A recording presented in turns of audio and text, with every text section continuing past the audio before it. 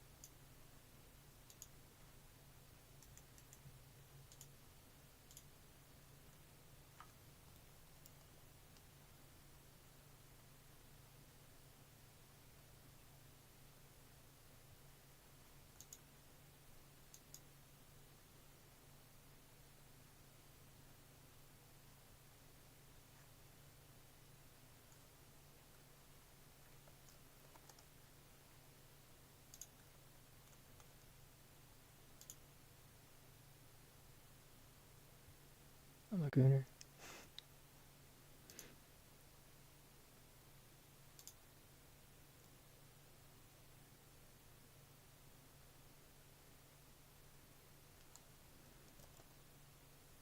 I know what I have to do, but I don't have the strength to do it.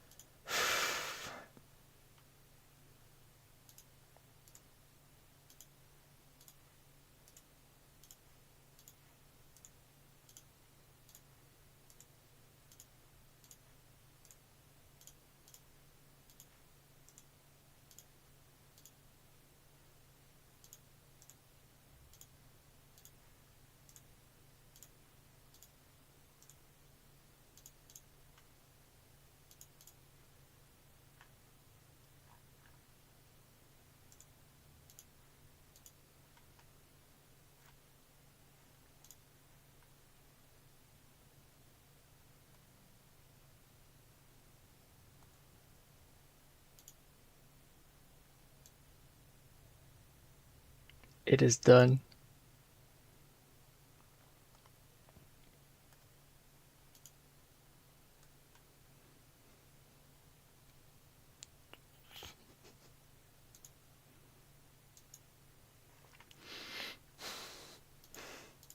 Anyway. That's so true, boy. That's so true. Horse maxing. The Republic. Welcome.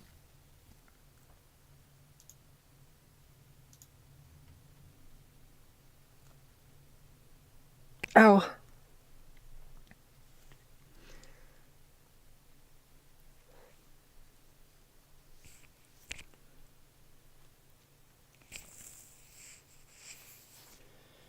Anyway, I guess we'll get started. Carlo's not coming.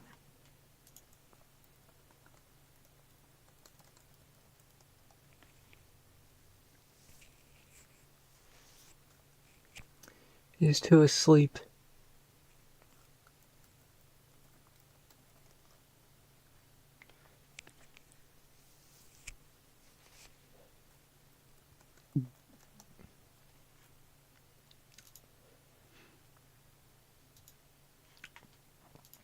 So anyway, change of base. Like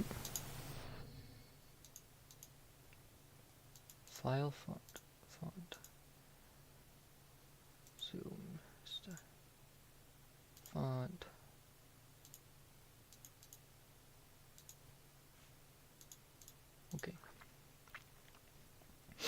Change of base. Should I just spoil it for you?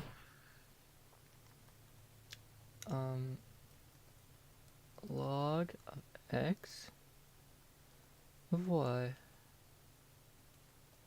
equals m equals log b of y divided by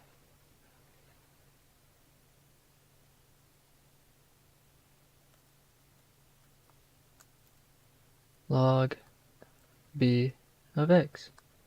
And you can see in the left hand, if you wanted to find, calculator has a log function called log of 10 because it will give you 1 because it's the log base 10.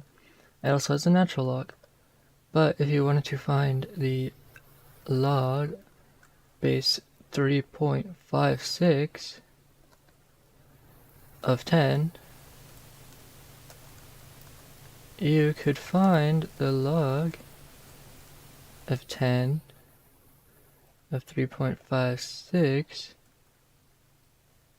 divided by the log of 10 divided by log 10 base 10 of 3.56. Now how does this work? It's sort of like, I wrote that right. Let's just say it's 3. Big numbers are scary. But yeah, so like this would be 1. Well, actually this is kind of interesting because you can write it like this, log base 10 of 3, but you could also simplify this to 1. 1 divided by log, and you could also now do like, to the negative 1.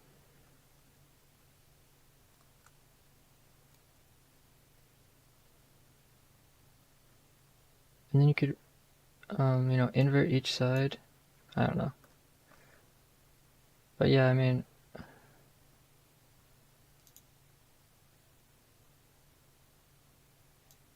that's interesting. Is that generalized log?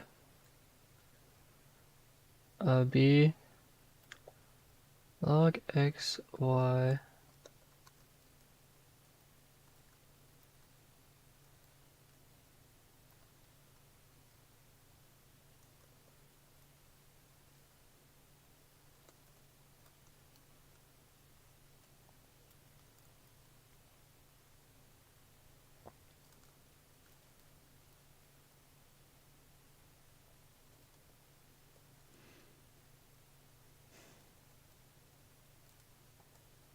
It does generalize. Oh my god. Actually, why does that make sense though?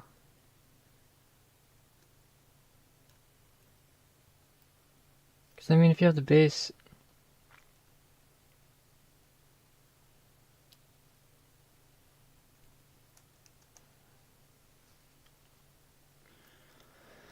I mean, it seems right. That makes sense in a certain way. But let's think about what a logarithm is. It's repeated division.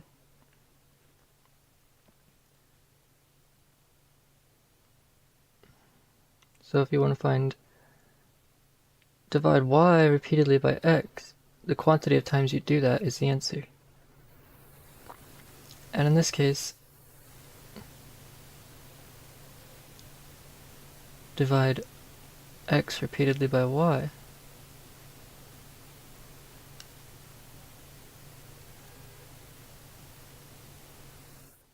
And the quantity of times you do that is the answer. But the inverse of that, now those are inverse numbers. That makes sense if you had like, a big number you divide a big number repeatedly by a small number, you get a number more than 1, and you divide a small number repeatedly by a big number, you would get the quantity of times at which you do that to get to 1. You'd have to do that a negative number of times.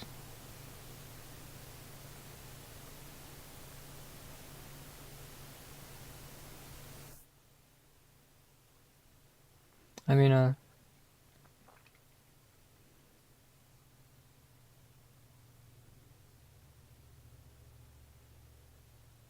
you would have, if you divide something repeatedly, it's sort of like x divided by y repeatedly. It's like x to the y to the something. And I mean to the negative something, and that's the number of times you divided by y. And if it's -1, you divide it by y once. And so if you were to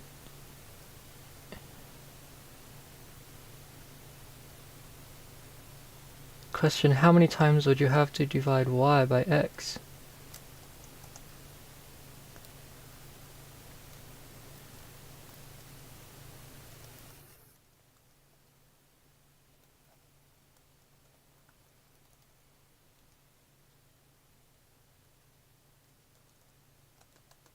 These would be equal.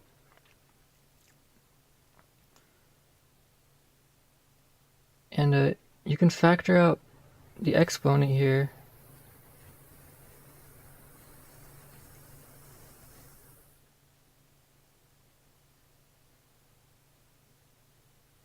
But obviously it's x to the 1.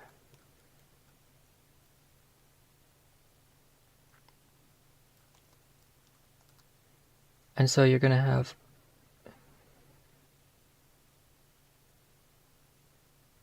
y to the 1,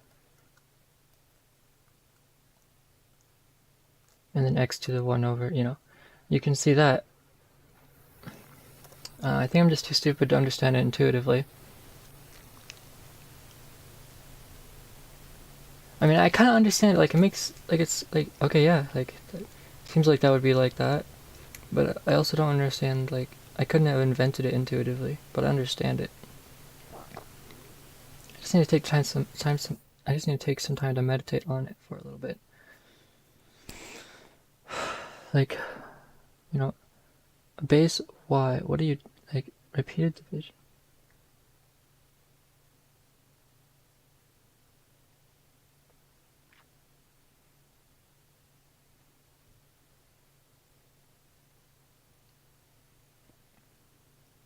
You took a number, multiplied it a certain number of times to get another number.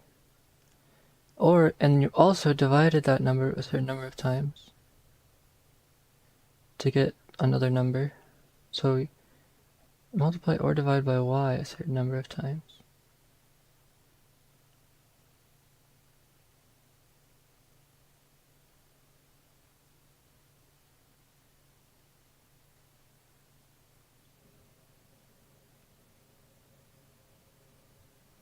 Similarly, if you had a number and you multiplied by x,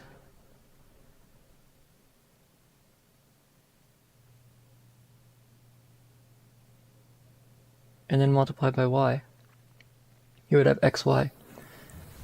But if you had a number starting at 1, divide by y, first, that number multiplied by xy, you would get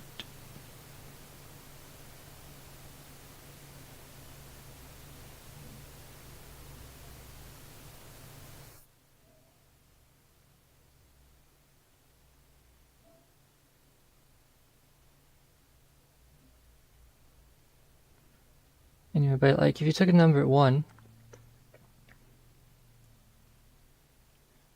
let's say you have x times y. I mean, you can have a arbitrary quantity of multiplications.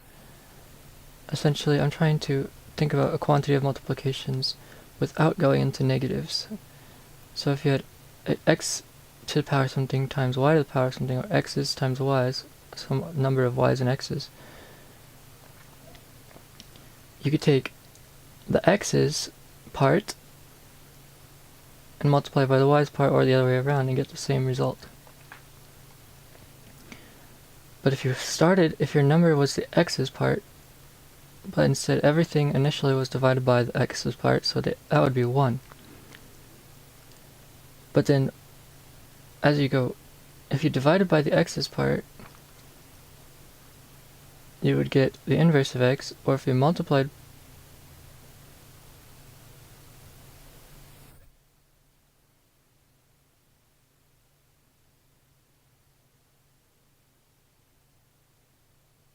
It's like there's a quantity of multiplications, and you are just acquiring the same quantity of multiplications. I think, something like that. And to do so, you need inverse number of those things. So that's pretty clear. I mean, duh. Logarithm is the quantity of multiplications, right? No shit. But, so I wanted to say that, like, the quantity of multiplication is to go from x to an x number of multiplications. Like, let's say y, like x to the something equals y. And then if you were at y, because y is x to the something, you need to divide it by x that many times. So instead of multiplying that many times, you divide it that many times. If your starting number was instead x to the y already,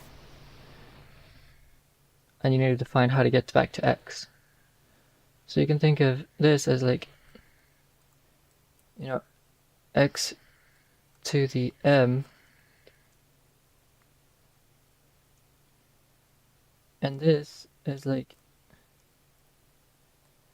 x to the m. It's really actually sensical in this way because,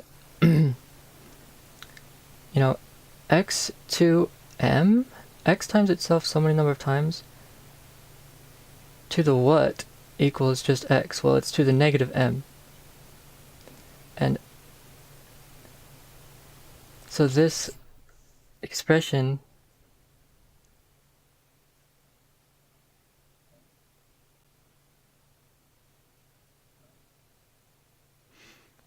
what was I saying? It's like, you need to do this,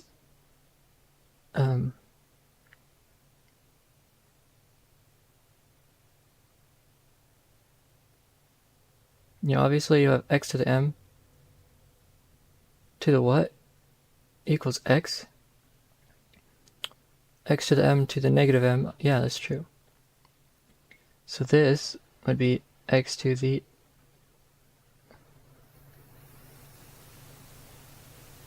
this would be negative m, 1 over negative m, but that's just 1 over negative m, that doesn't simplify to m. So I did math wrong. I'm not doing the math right because I'm stupid for some reason. I should be right because, like, x to the m, like, you multiply x by x by x, and then you x to the negative m, you divide by x that many times. So it should come out to be just x, right? But this would be the quantity that you have to multiply x by. Should be just negative m. But if this were to resolve to m, it would need to be the inverse. This would need to be the inverse of m, like m to the negative 1, so that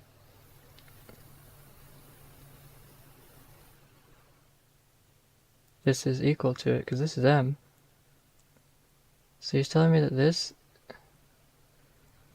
should have some numbers like log 2 to the 4th equals 2. 2 times 2 times 2 times 2. You would need to divide this by 2.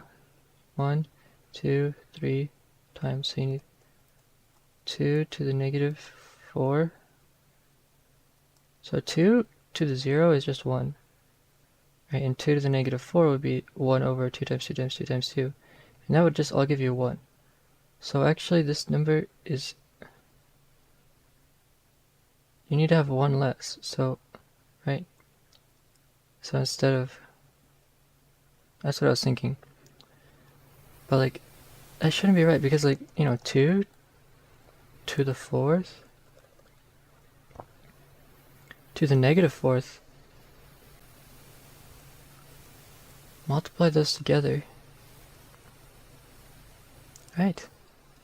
And if you have a to the b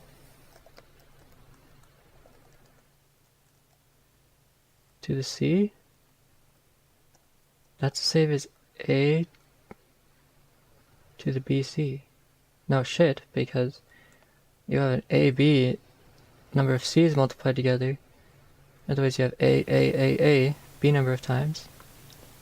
A, b number of times, c number of times. You have a group of a's, c number of times. That's just b times c, because you have c groups of b, and that's the quantity of a's which you multiply together. So you have a to the power. In this case, you would have 2 to the fourth to the what equals 2.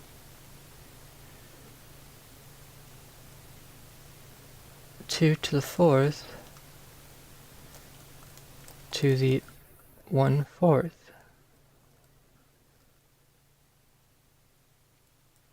In other words, this would result. So why was I thinking negative m? Just because I was doing exponential things wrong, I guess. Let's reframe this. X to the m, you just multiplied x by itself so many times.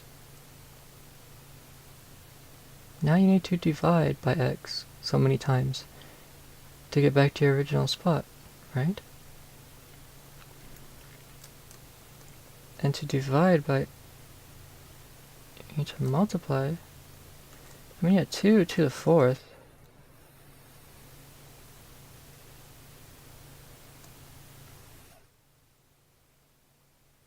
Multiplied by 2 to the negative 3. This will result in just 2 to the 1. But this is a multiplication. We need to do a power. So how can we raise this to the power such that it becomes the same number as this expression? So we need to raise it to a power that divides it by itself, as it was before.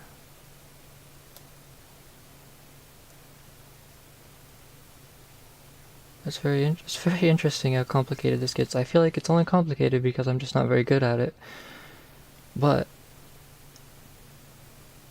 it gets complicated, then you see it, and then you simplify it. It's kind of cool. But obviously this would result in our correct answer, but this is a multiplication. We're looking for an exponent. And the mth root is obviously, we're just looking for the mth root. Because roots are exponents. Didn't you know? You know what else is an exponent? A square. Being squared is an exponent. It's not an exponential function, but it is an exponent. And that's why I'm bad at math, because I get those things confused. But yeah, we take the mth root. So now we have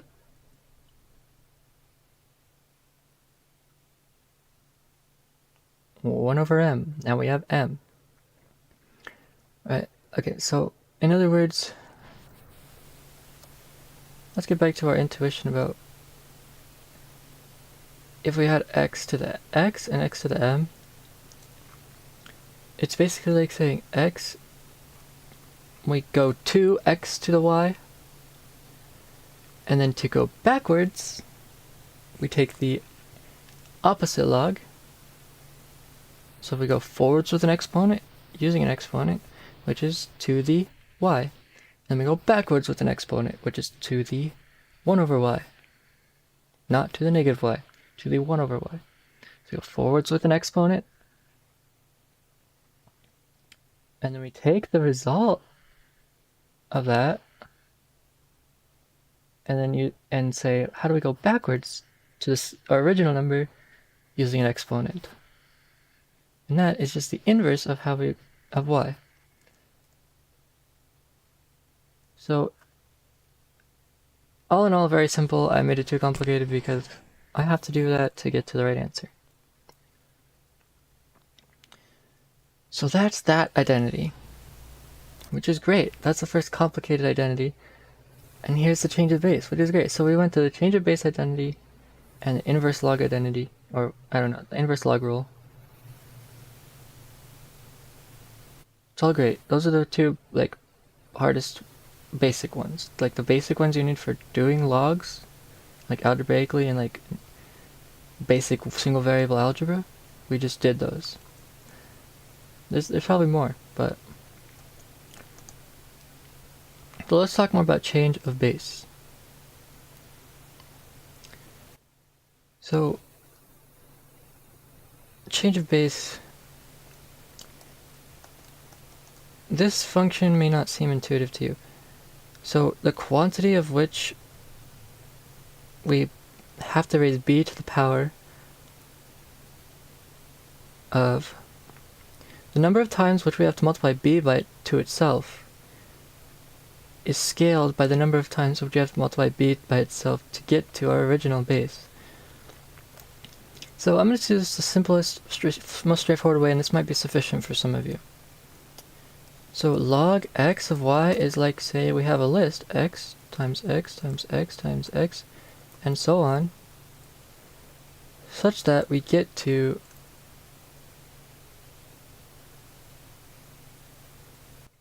y. And we need to know the answer to our logarithm is the quantity of x's we have here.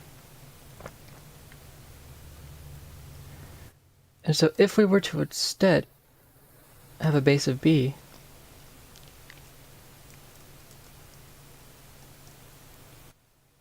quite simply, to have the same quantity of terms in this section, b times b times b times b, the same quantity of b's, we would need to make each term in the second equation equal to the first one. We can do that by raising b to the power of log base b of x.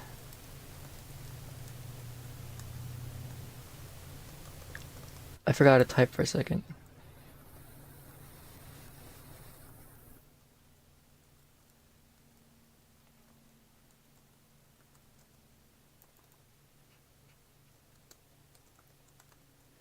Right? And this is equivalent. So x is equal to b to the power of log base b of x, because it's log base b of x is saying b to the what? Log base b to the what equals x. Log base b to the b to the what equals x. Whatever you raise b to get to x, we are raising b to, so we get to x. So this is equal to x. And because we have the same quantity of b's and x's, of these and x's, we'll still get to the same number, which is y. But an interesting thing about logarithms is that when you have a times b times c, you can factor out, I don't know if it's called factoring, but you can take out the exponent 3. So because this, why is this possible? I want to explore why this is true.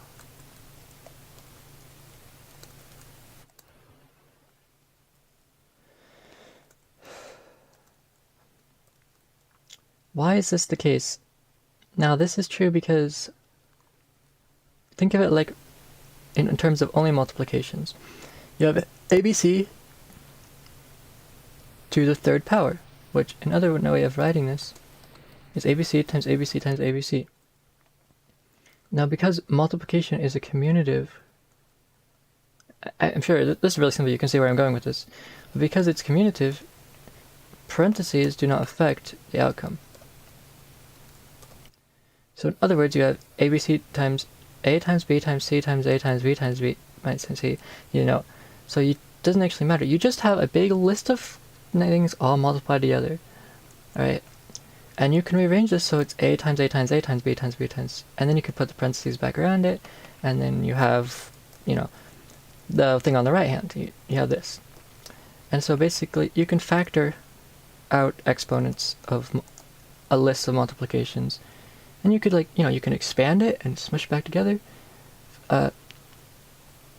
an exponent is just the quantity of things you have multiplied together. But the really weird thing about this is that the quantity of things you multiply together does not have to be a whole number. Right off the bat, that's very difficult to even understand how to do. It's like 1.34. How do you even do this? Because like b times b, that's just b squared, right? And we'll get to what you're probably thinking of in a second, but b to a weird power. So you might think like, okay, it's b times the fraction of b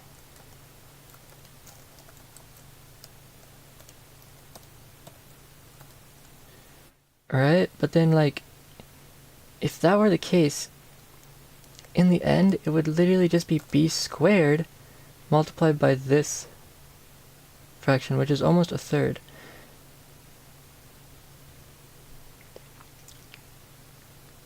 Now we can easily, now this is a linear, now this will be true for every integer.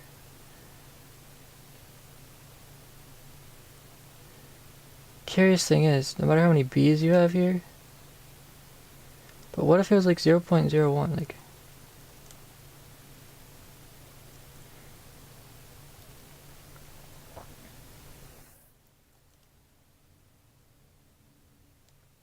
right? Because that's what it would be. It would be, you know, we just had b times 0.01. But now this is an extremely small number. And yet b to the 0.01 is basically about b. It's a little bit larger than b. And yet when we used our method of interpolation, so clearly it's not correct. And even then, let's say you took a straight line. Let's say you imagined it as a straight line between all the points that we do know, a linear interpolation between, you know, b squared, b cubed, b to the fourth. As in, you could do like,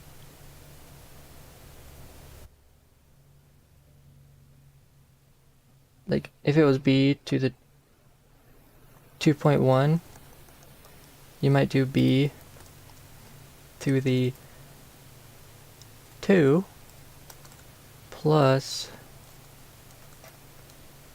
b to the 2 multiplied by 0.1. So that, you know, if you increase this by one more, like, I mean, what, b plus b. I mean, if you increase this by one more, you're multiplying by a b. So you would be like b.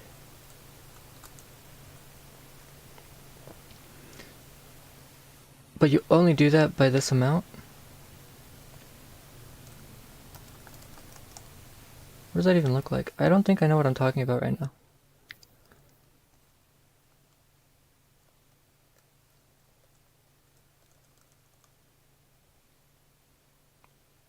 Yeah, I'll just add b.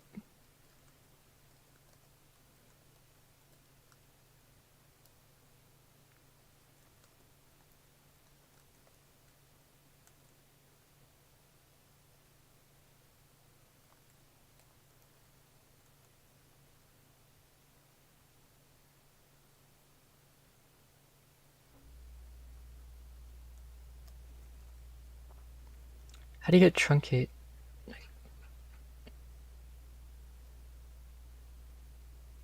Truncate.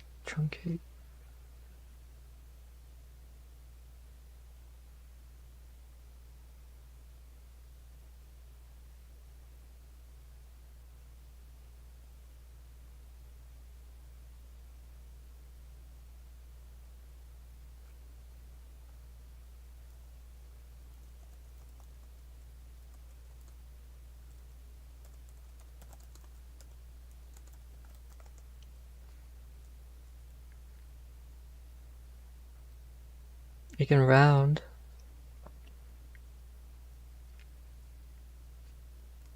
I guess we could do it like x.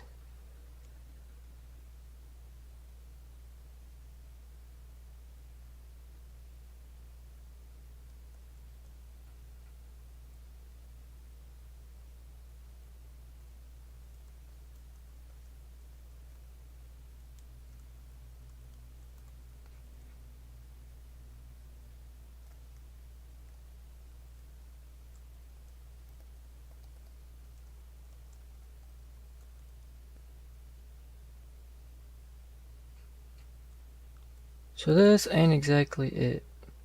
Oh, yeah. So I mean, you could think of it, maybe like try to approximate it like that. It's not looking too good, you know?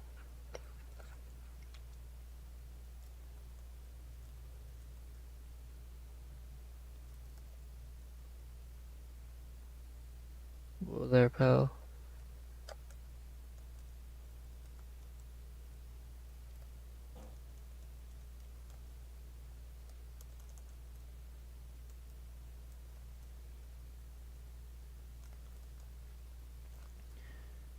Wait, you might, I mean, I'm just trying to think. Well, I'm actually interested in how you might do that. Like b squared, and then you add one more b. That's multiplied by b. You want to do a partial multiplication of b. So to do so, you could take what you are multiplying, multiply that by a portion of b.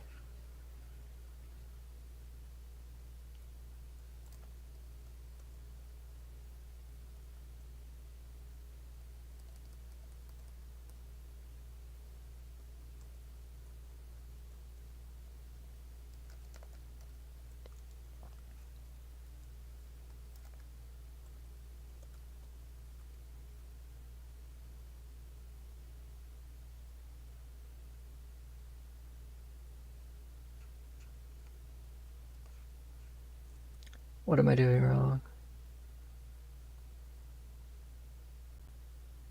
So you could consider the part that you're missing would be b.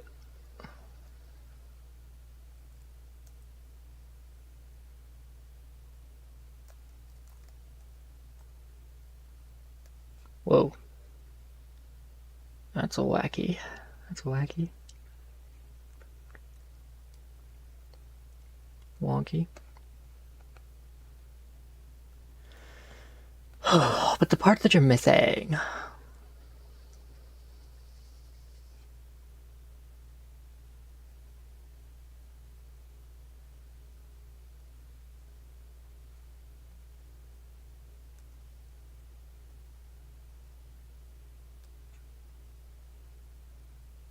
Whoa. Wait, what shape is that? What shape is this? It's just, whoa, what shape is that? That's crazy. Look at that. I know that's a shape. I'm sure that's a simple function, like e to the x squared or something.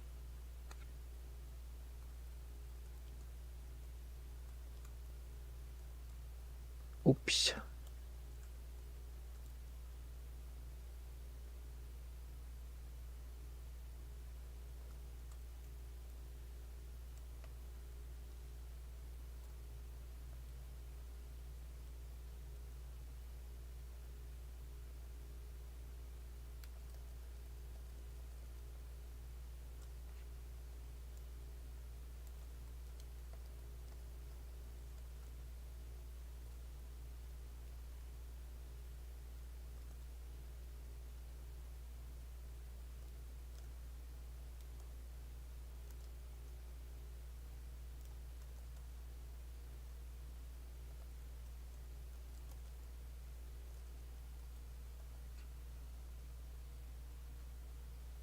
Very curious. That's not it.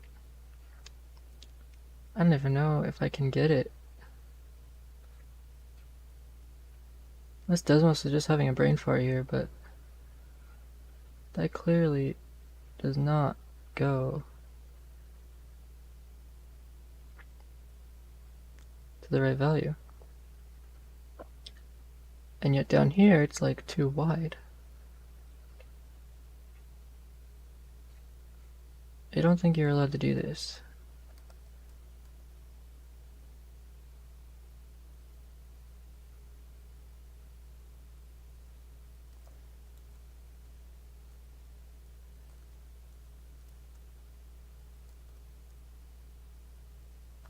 Anyway,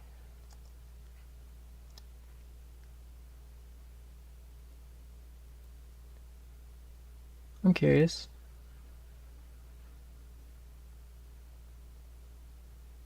a very interesting shape. I don't know what it is. Well, actually, I should be able to figure it out, because, like, at the peak of these, ceiling of x minus x. Oh, yeah, that's just that shape. Haha. Which is an interesting shape.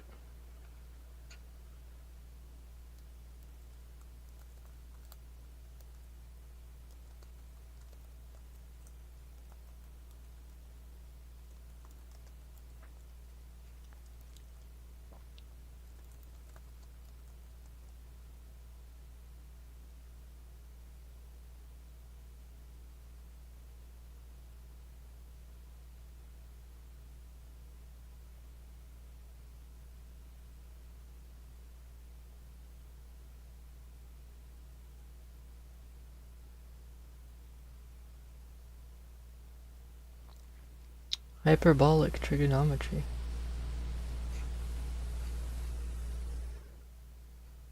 Looks kind of not like hyper. I mean,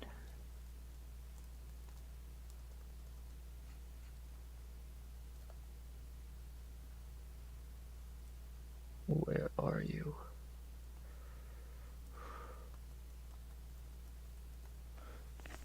Not that.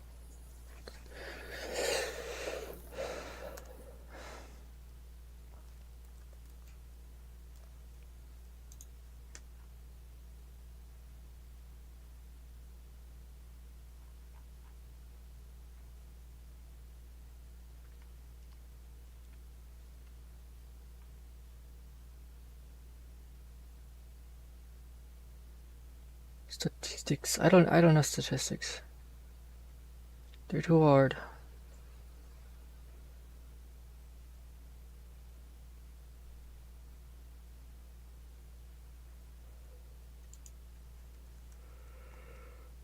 Wow, that's crazy.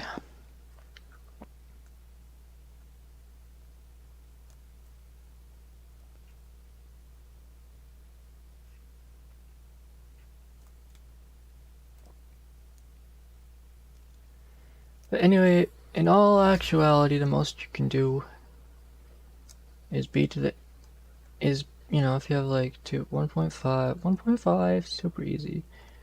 1.5 is equal to 3 halves b squared, cubed.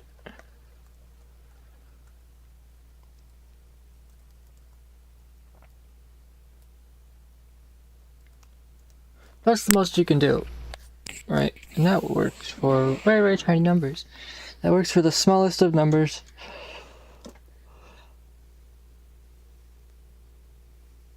Well, you may think. So, we can figure out an integer exponent. Just multiplication. Multiplication is super easy. Just repeated addition. And even then, like, multiplication in a bitwise representation is very straightforward. Because you just take a copy, like you have powers of 2, like if you have bits, you take a copy of the entire number at each place where there's a bit. So if your number is like 101, you take 101, and then you have a copy of it for the first one at 101, and then you have, you know, another copy for the last one. So you have 101 plus 10100 plus 101, and that's 101 squared.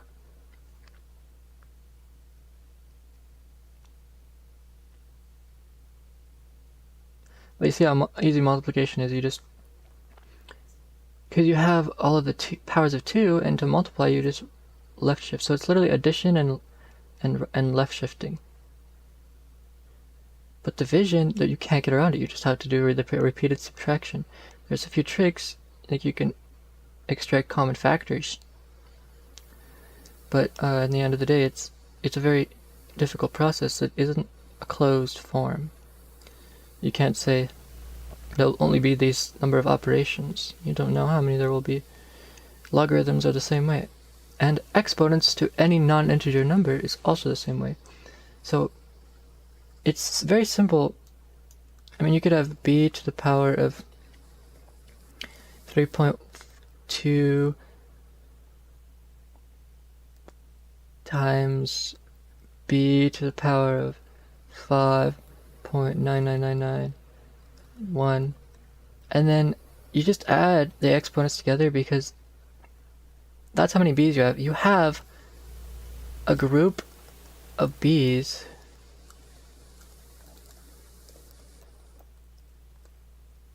you know,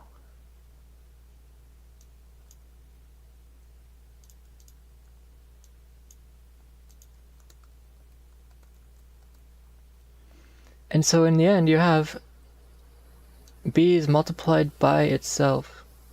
You have this many b's multiplied with each other. So you have 3.2 b's multiplied together.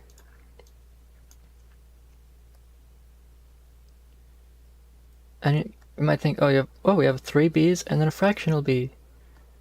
So we will take 0.2 b's and multiply that on the end. But that's not how it works, because if you had a very small exponent, you would have a very small number, as I said before. So what you really have to do, also you can think about it in terms of growth, even if you made a linear interpolation.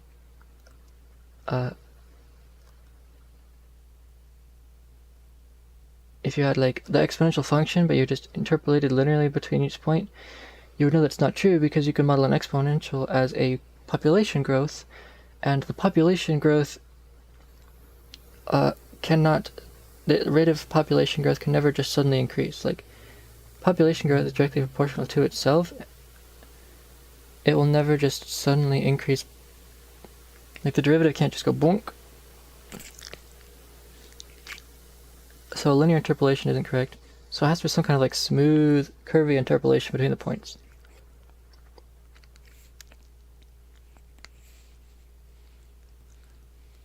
And I'll tell you this.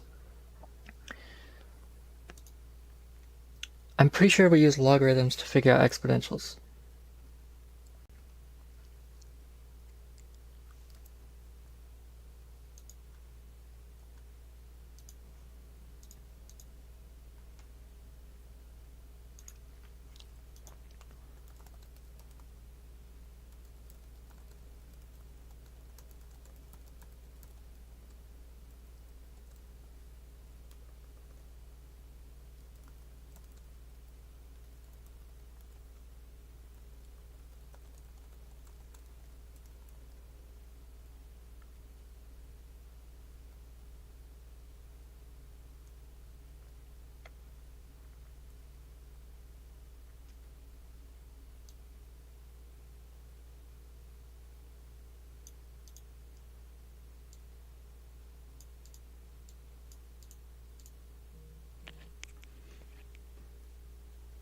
Oh boy.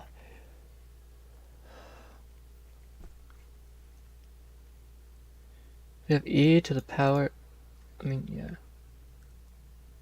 a to the b,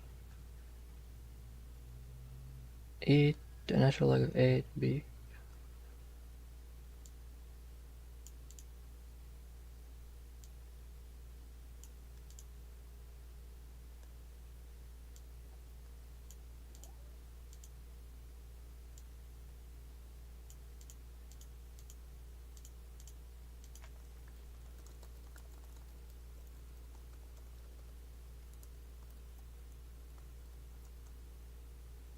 So in short, the lesson here is logarithms are easier to take than exponentials. And so don't think that there's some easy way to have a fraction of b. In the end, you just have to add the exponents. That is the correct way to do it, because there's no simpler way. Why? I don't know. I don't know the fundamentals yet. How does a computer take the natural log so fast?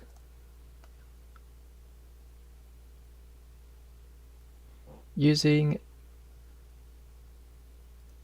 it's already in a bit format, so you can take the natural log of 2 quickly by just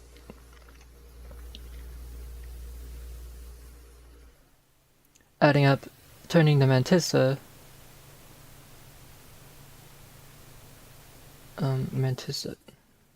turning the exponent into an integer, you get the natural log of 2. I mean the log base 2. And then for the mantissa, that's on the right hand side, you just add it. And that's a approximation. Pretty close approximation. It's not that complicated. And from there you can use a guess and check algorithm, right?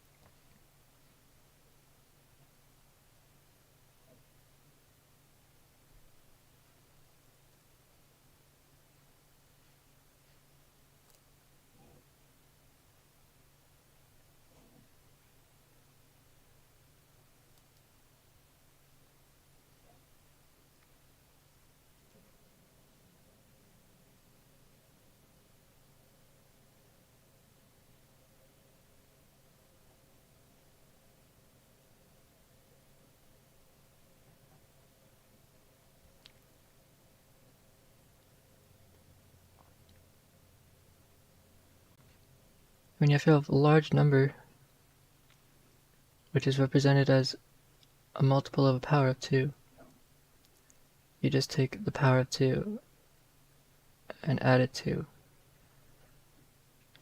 how many more of those you multiply it by. So in other words, you multiply a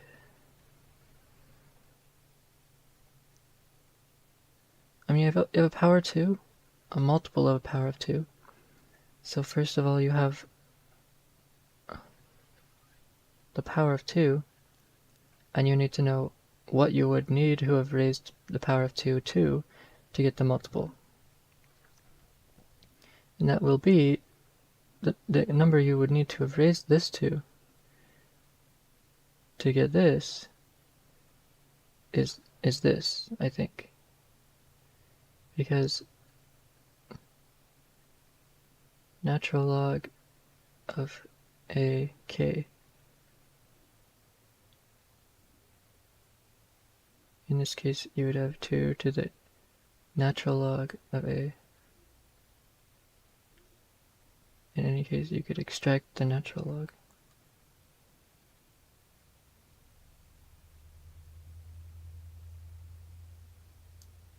I mean, what you can rewrite this as obviously it's just basically basic log rules, and smaller number, I guess. But let's explore this log rule, multiplication. That's what I want. That's what I want to figure it out. So basically, when you have this, you factor out this part. So in other words, you have b times b times b, etc. M number of times.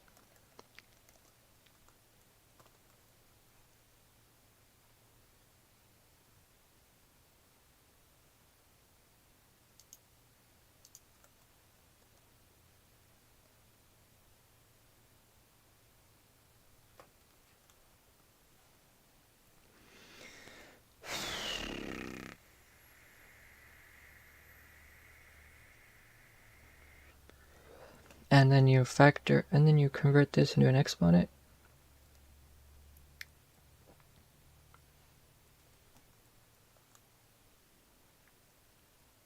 And then you multiply m using our other rule.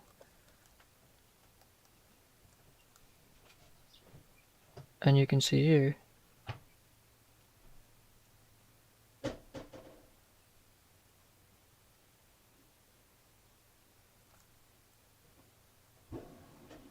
Sorry, I'm a bit distracted.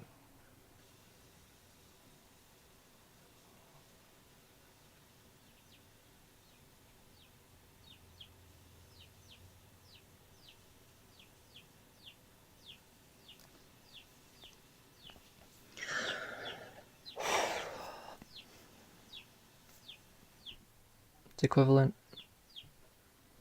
The quantity of b's you multiply together.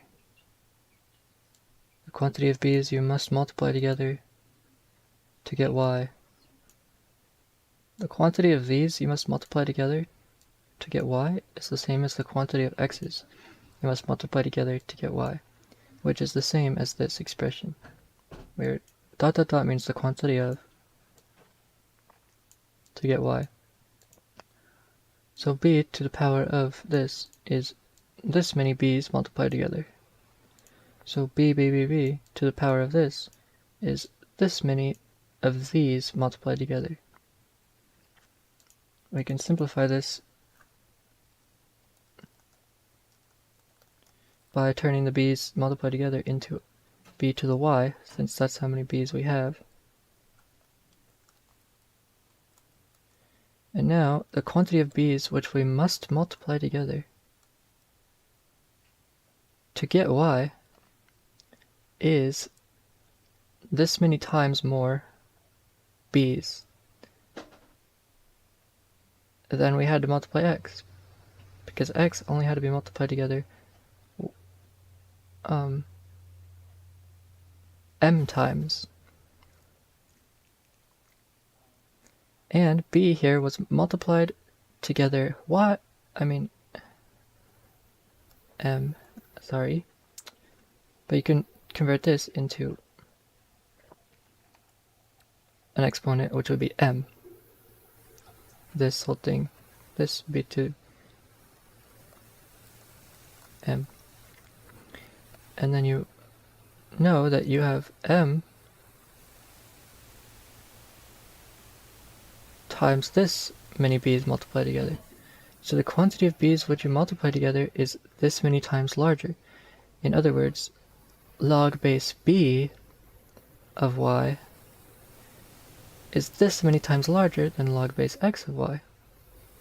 So we just divide by that. We just divide by that term.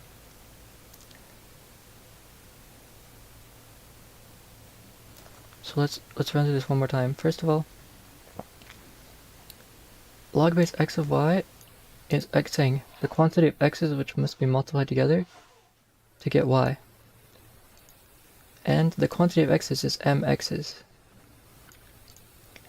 Next, we write x as b to the power of log base bx, which is equal to x.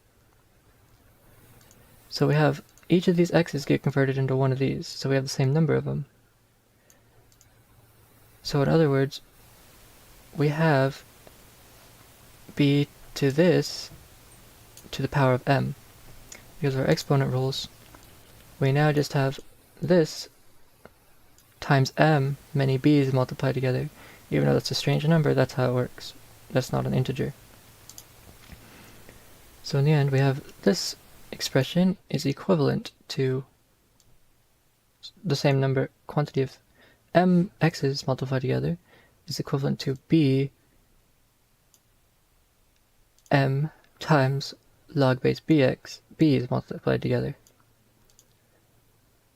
In other words, if we say, what power do we have to raise b to get to x? So if like b is 1.5, b to the 1.5, so if we multiply 1.5 b's together, however you do that, b and then a little bit more of a b multiplied together equals x, then we just say we have b and a little bit more of a b for every term in here. So that means the number of b's we have is however many we had, m, times whatever the exponent is we would need to raise b to get x, which is the quantity of b's. Let me use real numbers because I'm explaining it correctly, but it still sounds confusing in my head. So suppose we had log base 4 of y It's like saying 4 times 4 times 4 times 4, and so on, to get to y. The quantity of to get to y. Now if our new base was 2, we could rewrite 2 squared for every 4.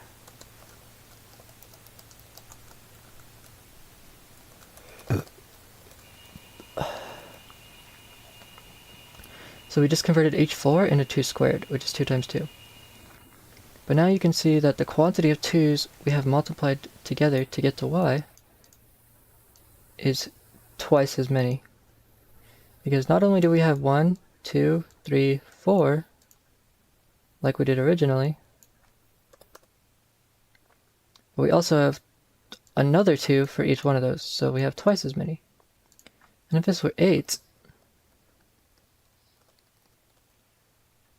then it would look like this.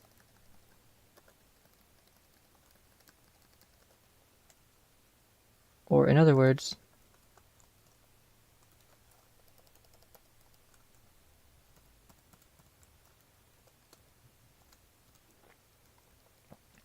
and you can see that we have 3 times as many 2's as we had 8's.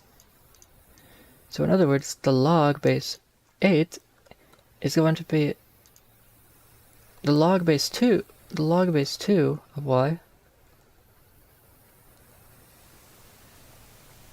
is going to be 3 times larger, because it's measuring the quantity of 2's we must multiply together to get to y, than log base 8 of y was. So whenever we have log base 2, we also need to consider the quantity of 2's which must be multiplied together to get 1/8, which is log base 2 of 8. Ta-da! I think I explained it fairly good. Now, I spent a lot of time doing that. I want to move on to modular arithmetic, but I also want to get to an actual studying session.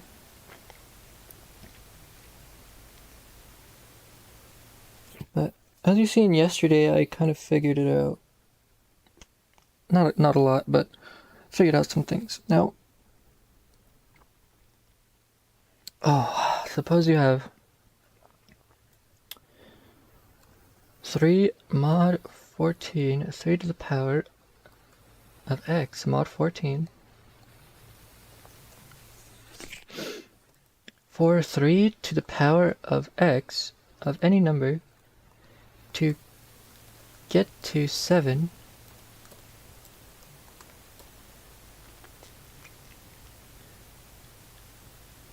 three to the power of x, 7 would have to divide 3 to the power of x. 7 would have to be a multiple of 3 to the some 3 to the x for this expression to be 7.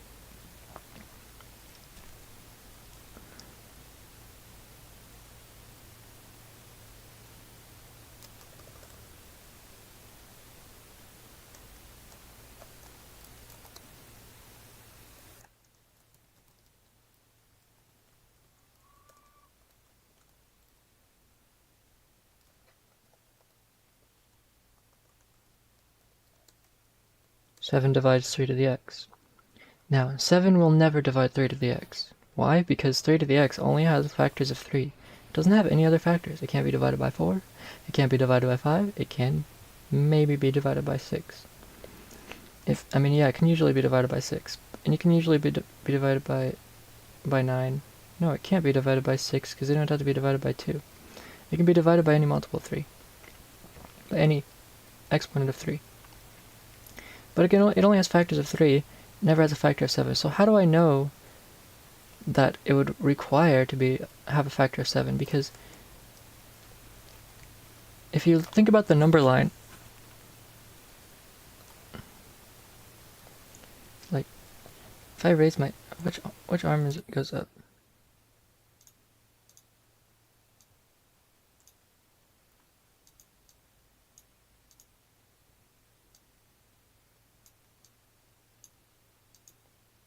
So if you think about, so if I go left to right, like left to right, that's backwards. So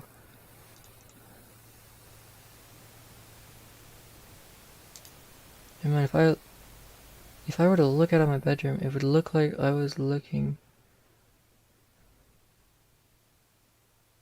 to the right. So if I look out of my bedroom, it does look like I'm looking to the right, but left to right, if I flip my camera, it'll be nicer.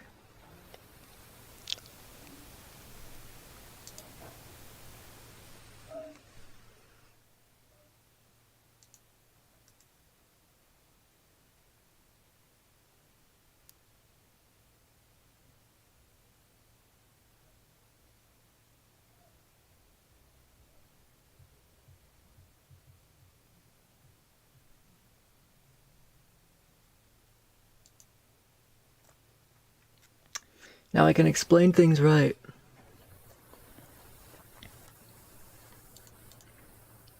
So when I imagine the number line, let's just get out paint.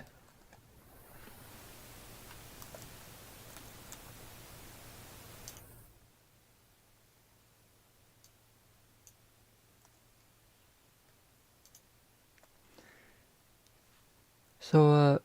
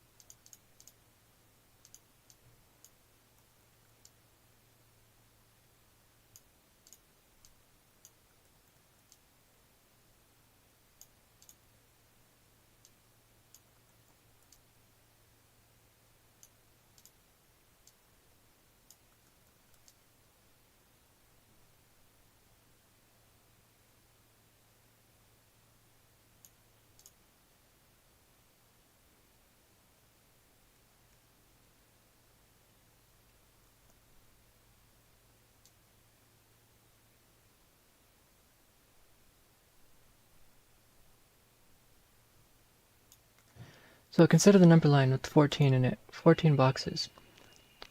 So as we go multiples of 7, we go 1, 2, 3, 4, 5, 6, 7. And 1, 2, 3, 4, 5, 6, 7. Right? So every multiple of 7 will result in 7 or 0. So to get 7,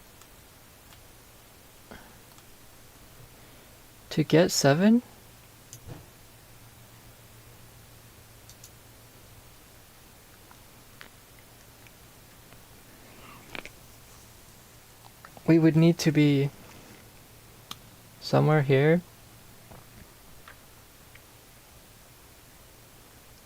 To get 7 from 3 to the x, we need to be on a multiple of 3. We need to be in one of these spots. 0, 1, 2, 3, 1, 2, 1, 2. So 3 hits every number.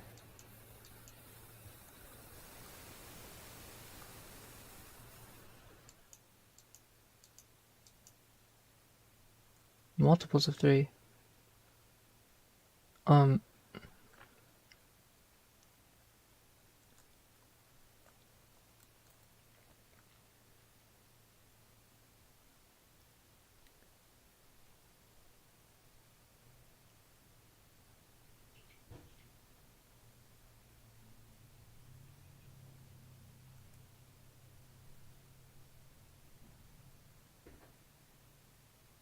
I mean, basically, across the infinite number line, every spot that results in 7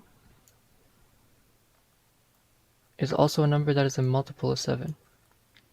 And 3 will never get to 3 to the power of stuff will never get to a multiple of 7. It's that simple. I was not thinking correctly. And similarly with 2, 1, 2,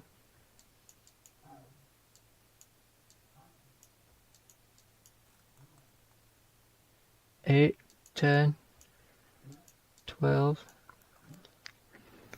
This pattern repeats forever. Every number, because this is the same as over here. So because this gets shifted over by a multiple of 2, it doesn't access any new spots within this giant rectangle. So that means only multiples of 2 will hit multiples of 2 under 14.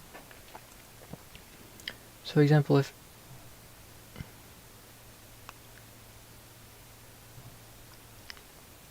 you wanted to hit 8,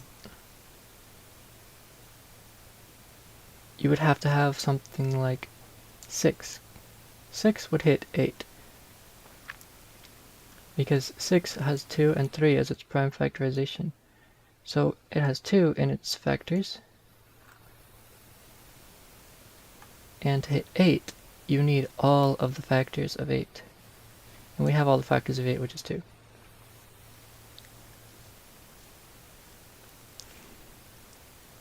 In which case, we could do 2 to the power of 3, which gives us 2 times 2 times 2 times 3 times 3 times 3.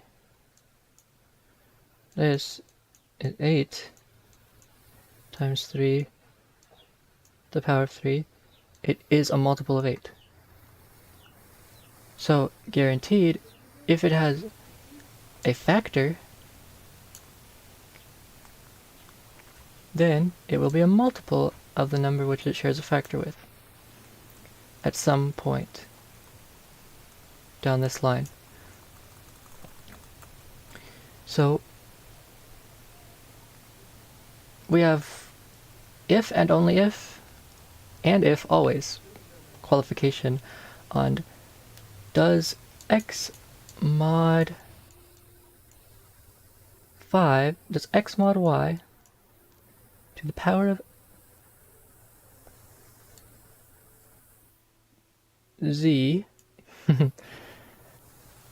does x to the power of z, where z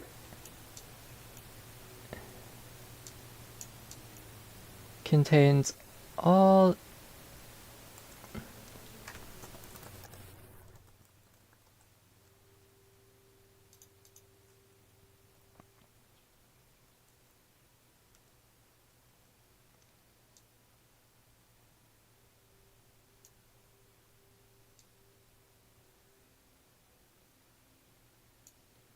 contains all z, all integers.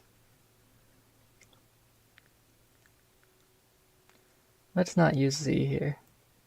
Actually,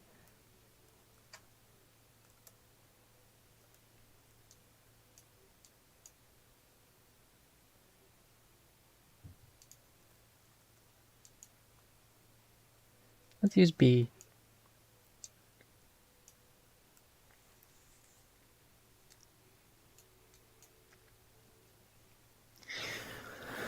What numbers in y will this ever hit? It will certainly hit every number less than y, which it has a factor in common with.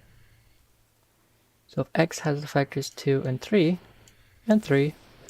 sure, let's make it not 6, then it will hit every number which has a factor of 3 or a factor of 2 less than y. And it will hit 0 numbers less than y, which it is co-prime with.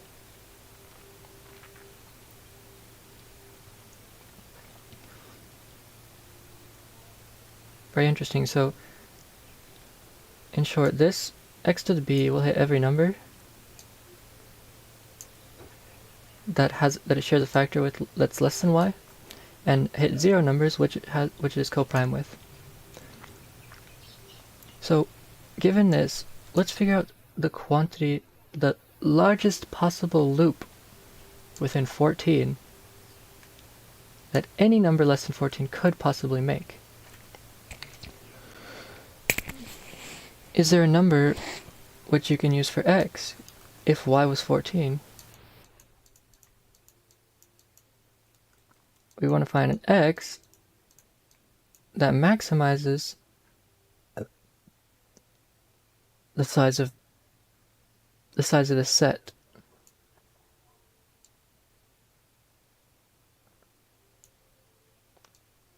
I do not know set notation, I'm just kind of hodgepodging this.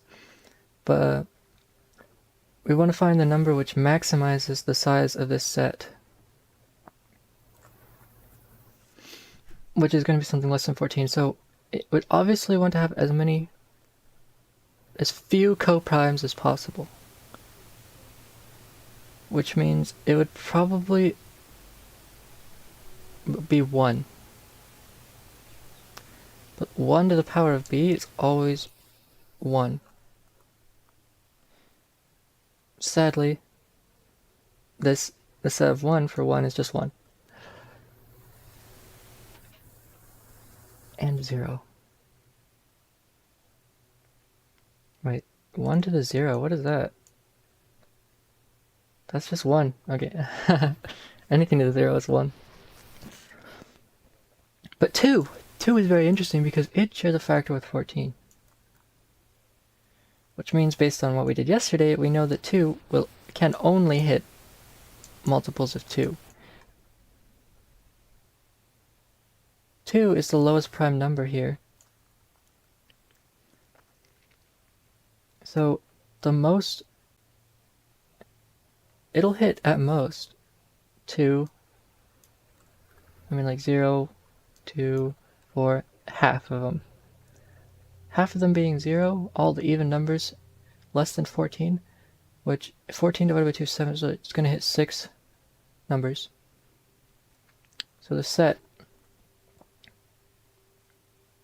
let's just give this a notation that looks like this. So the set, the quantity of numbers which 2 has a factor, the quantity of numbers less than 14 which 2 shares a factor with is equal to 6. So on and so forth for each of these numbers.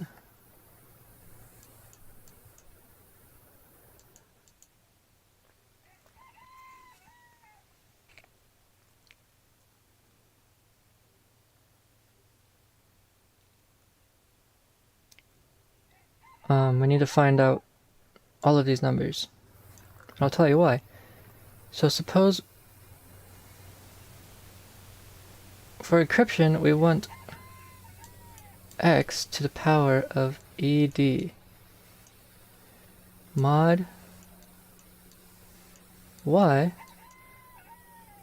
choosing e and d such that x to the power of ed mod y is equal to x.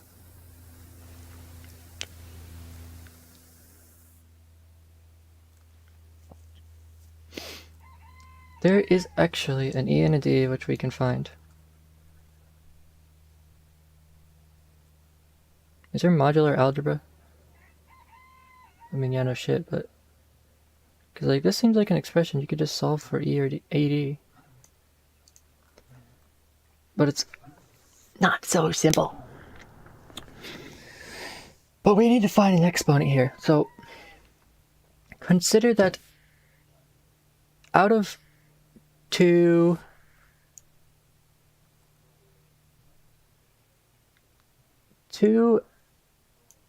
as a base here, if x was equal to 2, which means we're finding the exponents of x, we would get only 6, we would only reach 6 of the numbers out of 14. 6 out of this thing. We would hit maybe this one, you know, and we would have 6 of these tick marks up here, and we would just keep looping through those. And we would never hit any of the other ones. That's what this number means. So every time this is a multiple of 6, we get x back. I mean, every time this is a multiple of 6 plus 1, because, you know, 1, 2, 3, 4, 5, 6, back to a starting point. So every time this is a multiple of 6 plus 1. And for, if we wanted a number here which no matter what x is, gets us x again, it would have to be, you know, like 3, you know, and so on. It would have to be a multiple of all these numbers.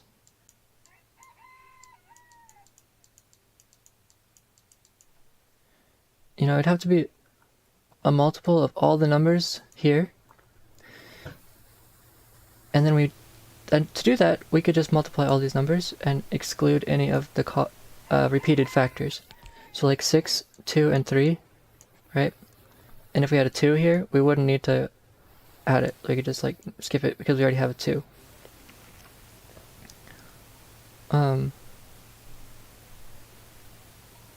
Because like I said, if we have 6,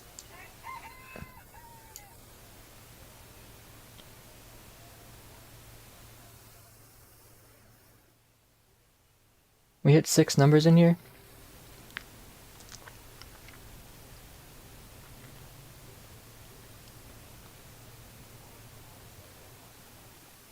Wait.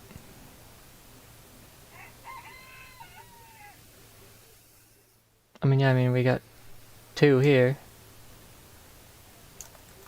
0, 1, 2, 3, 4, 5, 6. We hit 6, so we do hit a multiple of 3.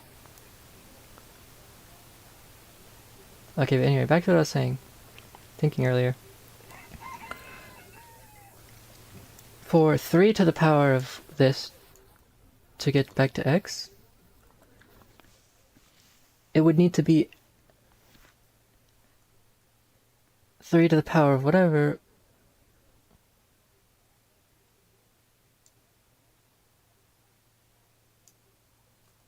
We need to find the loop length. Because if we go the loop length of 6, or 12, or 18, we'll still get back plus 1. 18 plus 1, 12 plus 1, 24 plus 1. Any of those numbers, we'll get back to 2. We'll get our message back. But if we take 3, we would need to go, well, what would we need to get? What's the message? What's the loop length of 3? Well, 3 shares no...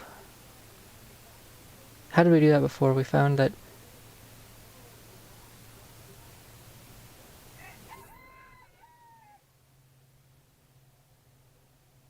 the loop length of 3 of every power of 3 would be every number and only every number that has a multiple of 3. So 3, 6, and 9. 3, 6, 9, 12. So the loop length will be 4. So every time this is a multiple of 4, we get our message back for 3. And for 4, every multiple of 4 and every multiple of 2, our message length is all the numbers we hit. We hit every multiple of 4 and every multiple of 2.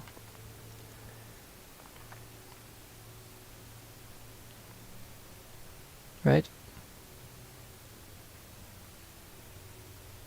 I mean,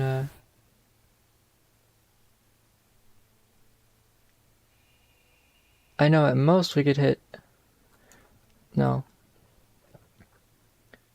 But I mean, if we have a number...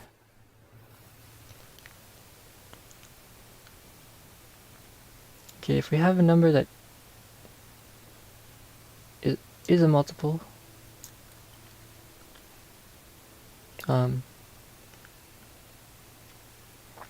Need to do this all over again.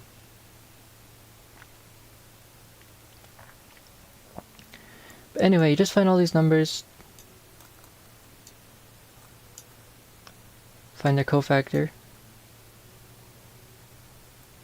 I mean, find like the minimum, the list of unique primes out of the factors of all these numbers. Multiply all this together, and that's your ED. That's E times D equals that. And then you could separate out an E and a D. Will give you your encryption and decryption. Now, why does that make it so it's hard to crack? I don't know. But in other words, E and D are not special. They're multiplied together. You could encrypt with D and decrypt with E, or the other way around. So the public and private key in RSA encryption are not interchangeable, but they could have been interchanged when they were first generated, and there would be no difference. It's not exactly true in other forms of encryption, like any other type. But E and D are symmetric. I mean, they're asymmetric encryption, but they're symmetric numbers. And so it allows anyone to send a message to the holder of the private key. It also allows the holder of the private key to put out a message that only they could have created. And that is a cryptographic signature. If you have a long message, you can take the hash of the message using SHA,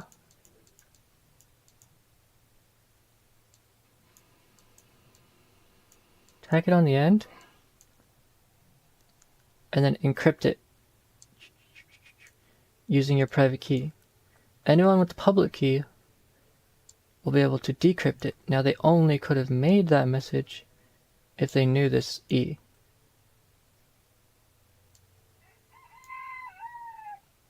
And then they can hash it themselves and know that this hash corresponds to this message. You would not be able to take a hash which has already been encrypted, decrypt it, find the hash, and then create a message to make it look like you're the one that created the message. Because the hashing, there are some they do overlap, because I mean, you can only put so much information in a smaller piece. So there will be multiple messages that come with the same hash, but the vast majority of those messages will be absolutely unintelligible garbage data. But the number of meaningful messages is much smaller than the number of possible messages, which is why hashing is good. And yet still you could not reverse it. So encrypting, you can encrypt with either E or D, and the message you get, the fact that you were able to encrypt it proves that you were the one who wrote this message. Not that you were the one that sent it, but you were the one that wrote it. To prove that you were the one that sent it, you would need a nonce, which is basically saying the person who expects to receive the message will only accept the message a single time. And if they send a message to you using encryption with D,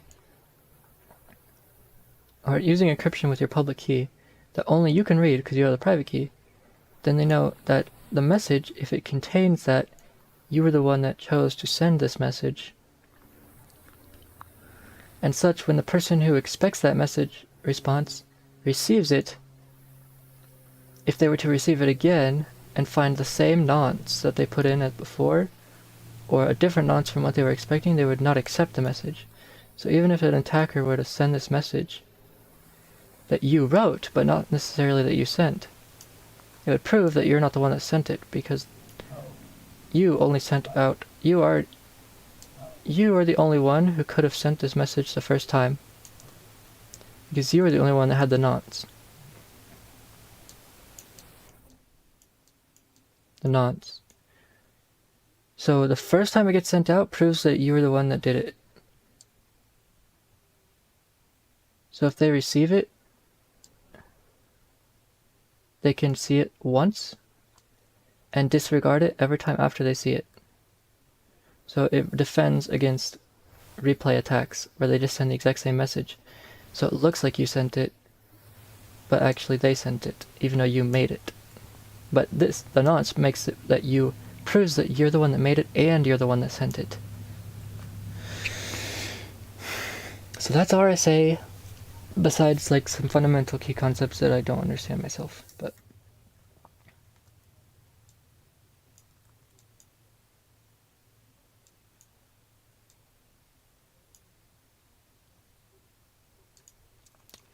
so back to what I was saying before. 2 to the power of what? What numbers will it hit in 14? So first of all, to hit a number like 7, every number that hits in here, which is a multiple of 4, which is a factor of 14, it'll hit at the same spot every time. So 7, 0, 7, 0. So the only way to get 7 or 0 is to have a multiple of 7. So 2 will never hit 7 or 0. I mean 2. Numbers that only have factors of 2. And as well, because 2 is a factor of 7, 2 ends up at the same spot.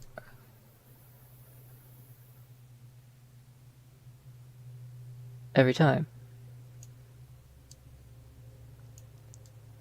It's the same spot, so only numbers that have a multiple of 2 can hit those numbers. And as we said yesterday, if they share a cofactor, it will be hit. Because it just requires a certain number of those. Eventually you hit a multiple of 2. Or a multiple of 4. I don't think so. But anyway.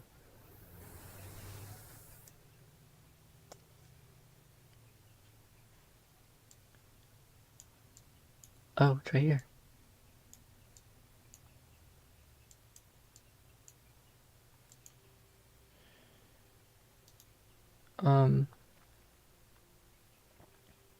So consider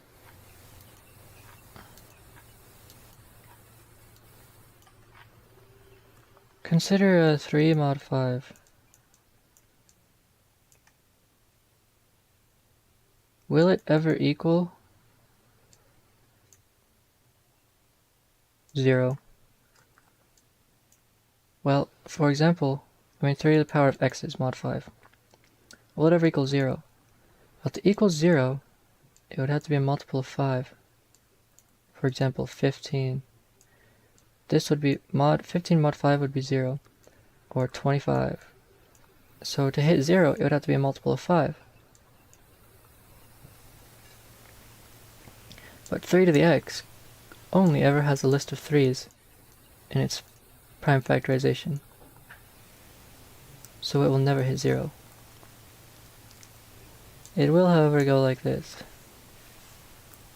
3, 4, 5, 1, 4, 2, 3. But it never has 0. Why did it hit all of these numbers?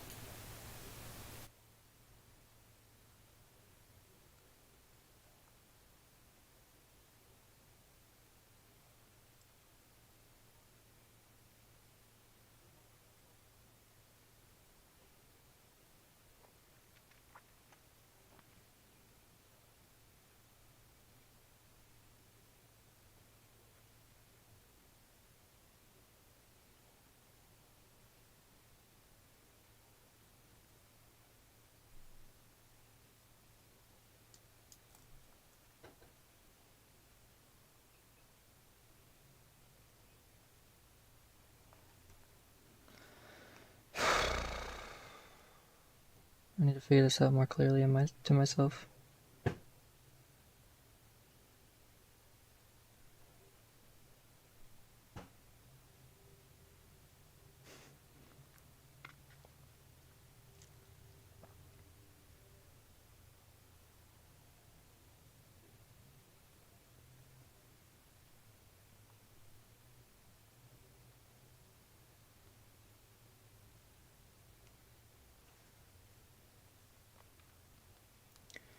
Okay, but anyway. Besides the numbers we know it can't hit, will it hit every number?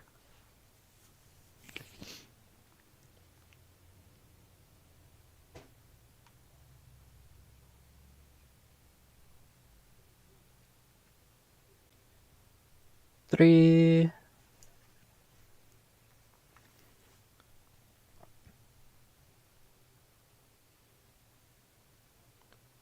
So how do we figure out this function?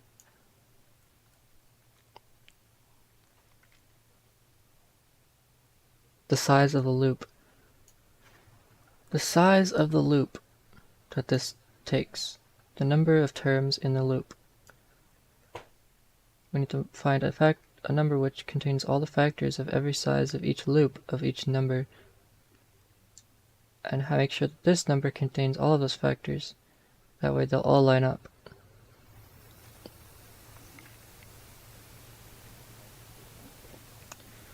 So how do we determine the size of the loop? Now, we have a list of, what we do initially is take 3, multiply it by 3 again.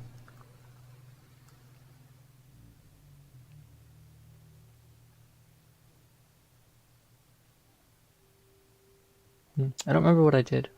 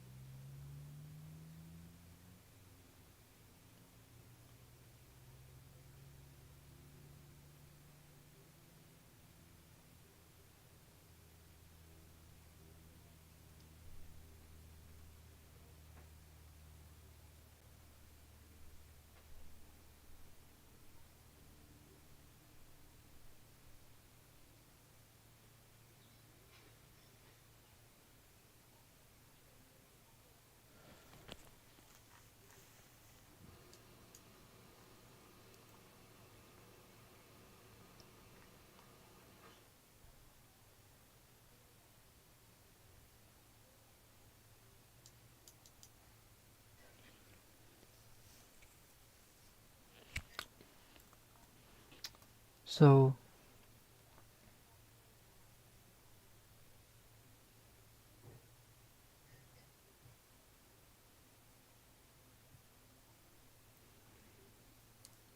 like the question, will it hit a particular number? Like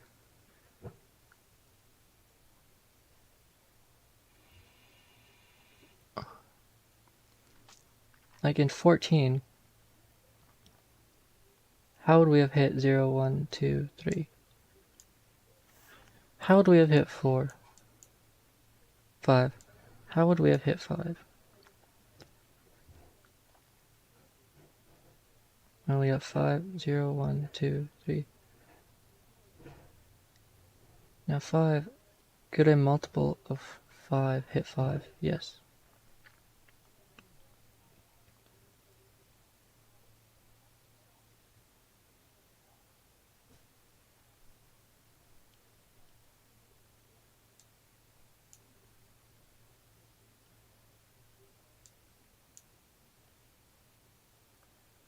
Not working with multiples. We're not working with multiples. We're working with exponents.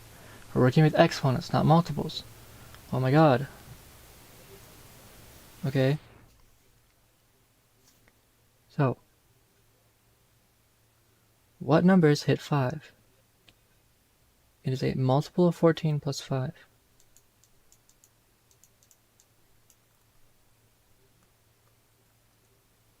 So consider the prime factorizations that may get to 5. I don't know how to do that. I don't know how to consider what prime factorizations get to 5. I don't know how to do that.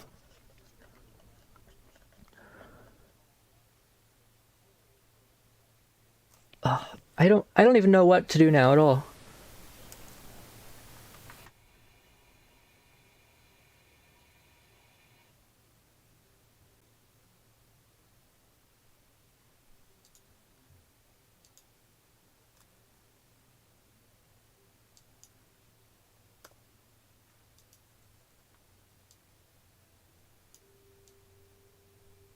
I don't even know what to do now.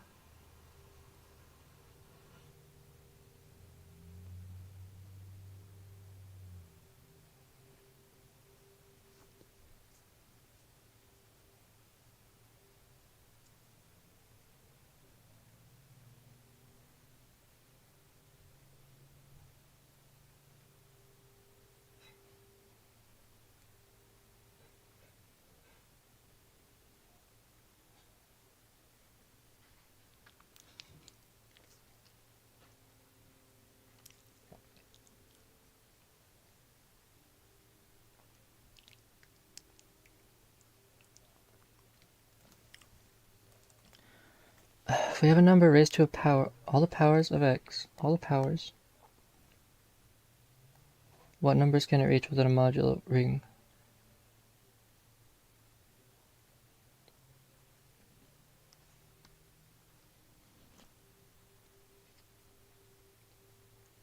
If we multiply, if we're at any position in the modular ring,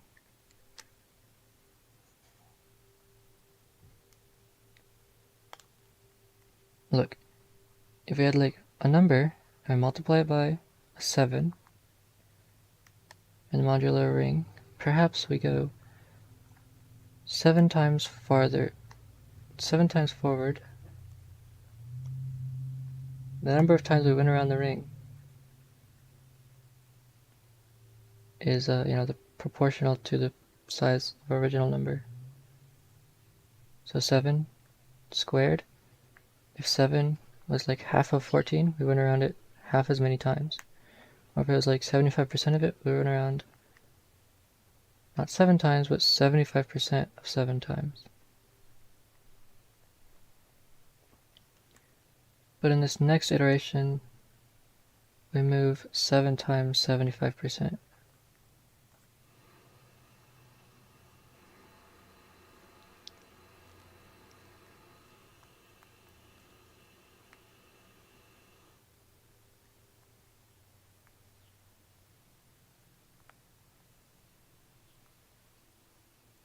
That's not the way to do it, because I can go to any number, right? But, how could we get to a particular number?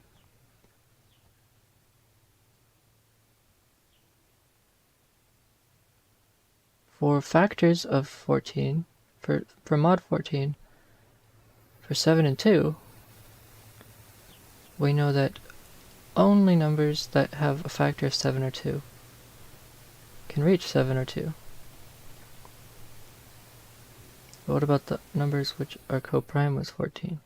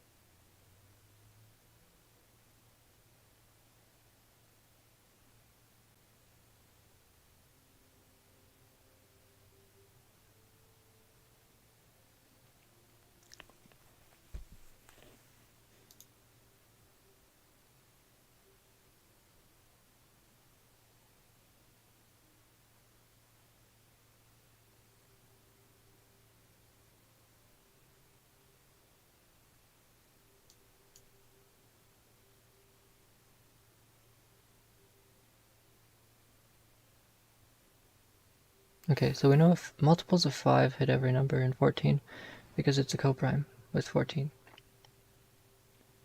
So if we're 3, what multiples of 5 does 3 to the x not hit?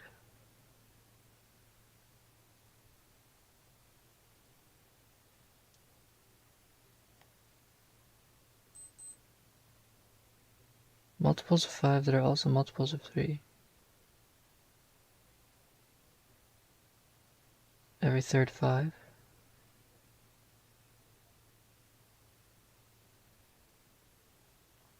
One out of every 3 5s. How many 5s are in 14? 2.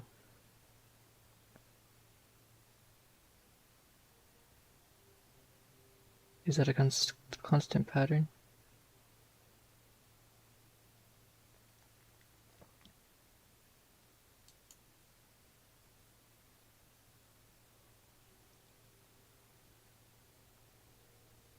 Five has a loop length of 14.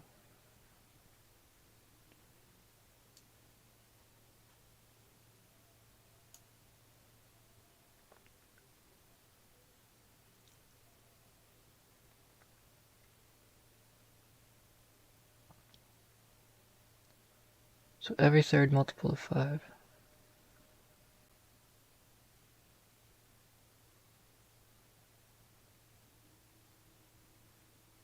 is possibility.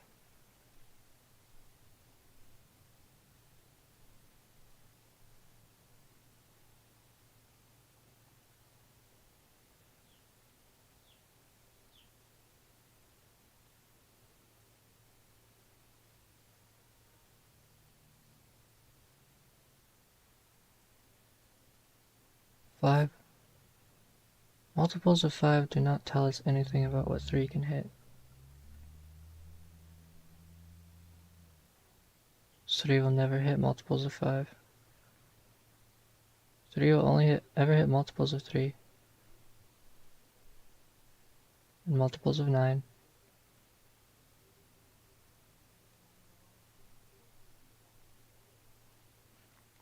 But consider 9 is coprime with 14. 9 will hit every single number, which means the loop length of 9 is 14.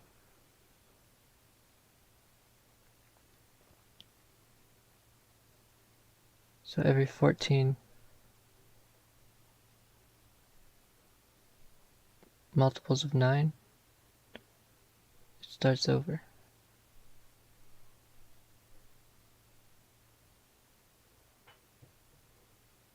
We have a different arrangement.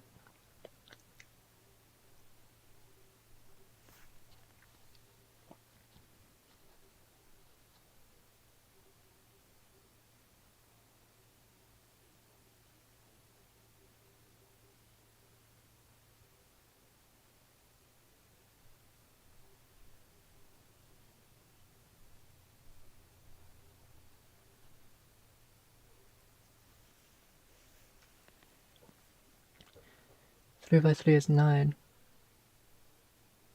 The third multiple of 9.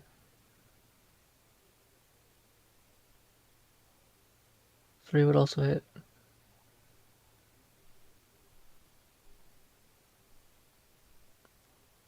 The third multiple of 9.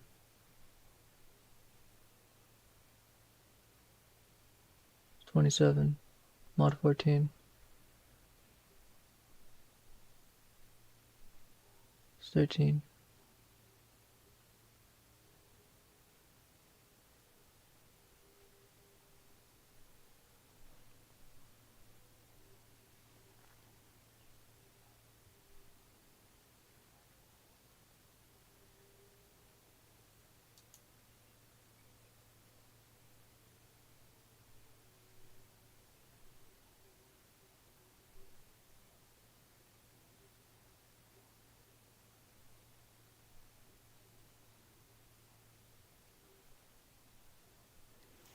When does 3 to the power of x mod 14 get back to 3?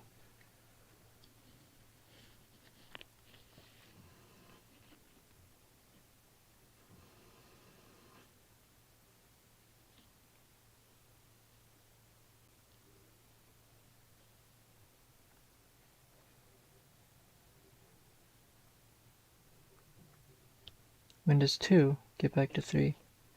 Get back to 2. 2 times 2, 4.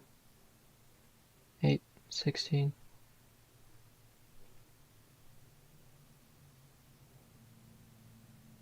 16 mod 4 is 4.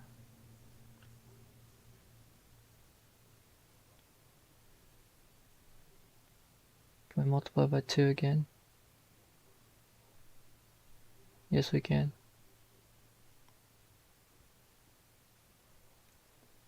Okay. So consider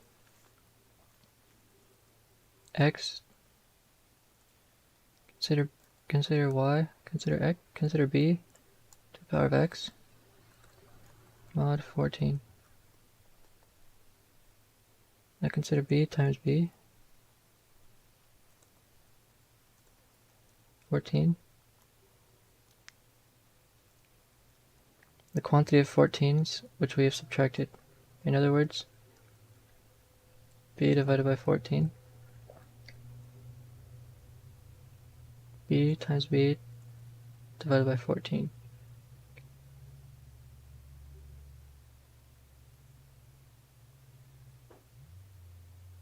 So this is the quantity which we have extra.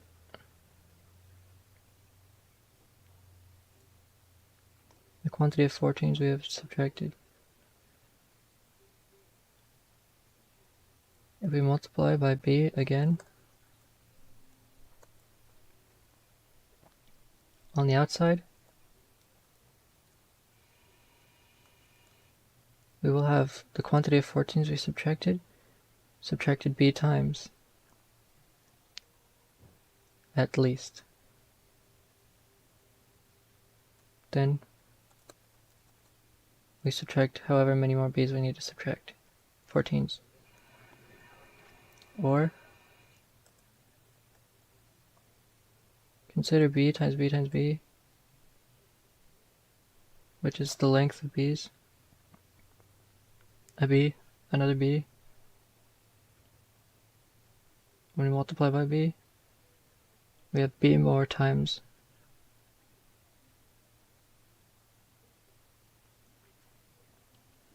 Like b times b, suppose you have to subtract b once. And it's something like this. I mean, b times b. You have something like this and then a number less than 14. You have b times b times b times b times b. That means the number of times you had to subtract 14 is now multiplied by b. And now you're only considering the last part multiplied by b. How many 14s do we subtract from that? In other words, b times b mod 14 times b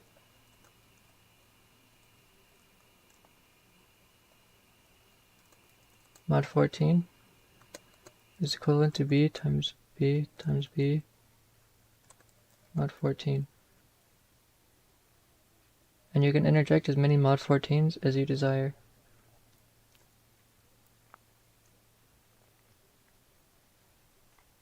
Given that,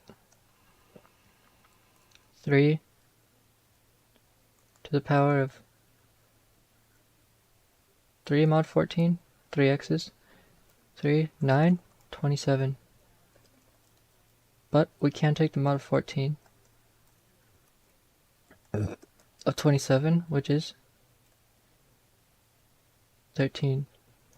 But now we can also just multiply 13 by 3 to get 3 to the 4th.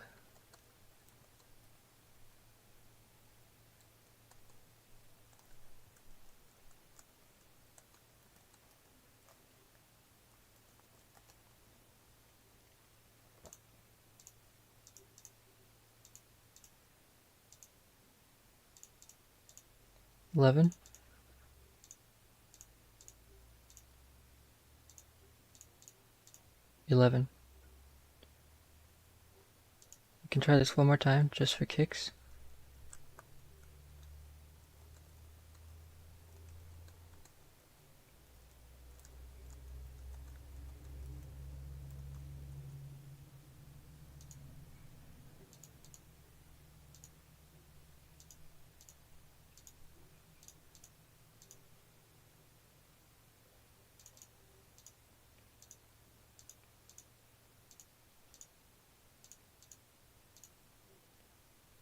Clearly this is correct.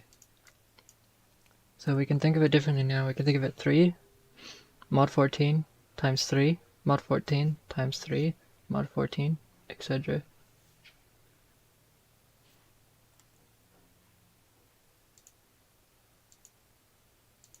This is a new tool we can use.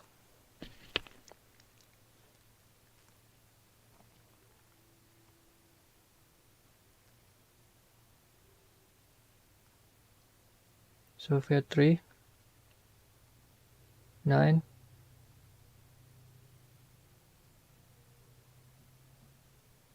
take 3 and 9.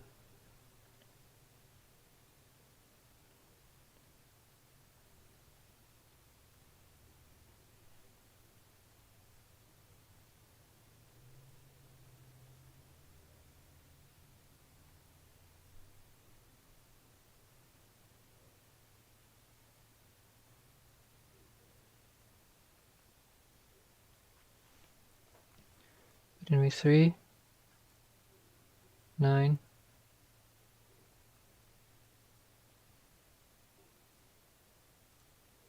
13, 11, 5 times 3 is 15, plus 14, mod 14,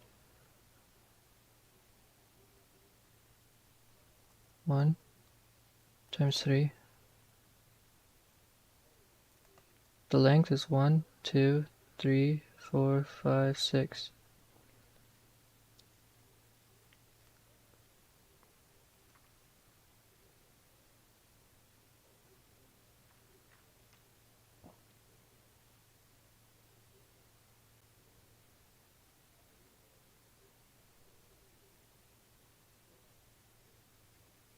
Three cannot hit 2 or 7 in mod 14. The only numbers that can hit 2 and 7 are things that have factors of 2 and 7. Unfortunately, the only things less than 14 that have factors of 2 and 7, every even number, could hit 2. 2, 4, 8, 2, 16, mod.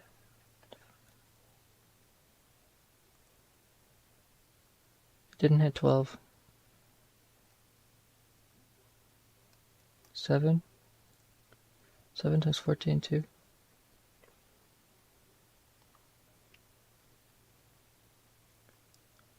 0, 7, 4.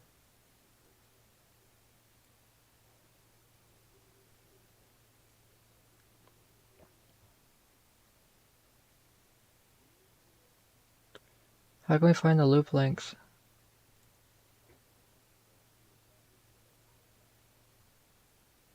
Is it a hard or easy problem?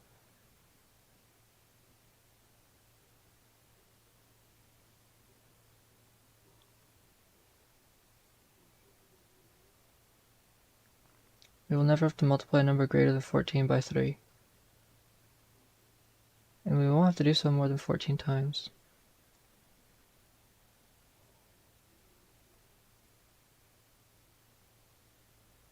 But still, the problem does scale with modulus.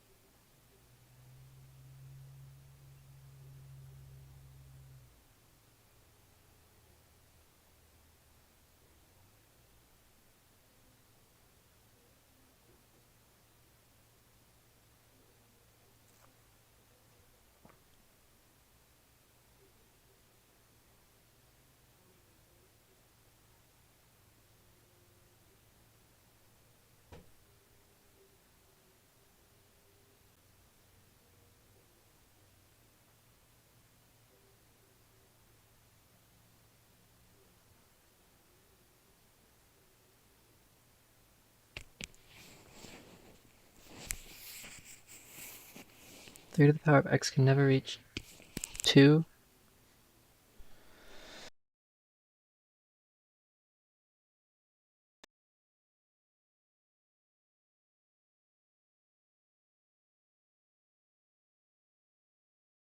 Or 7.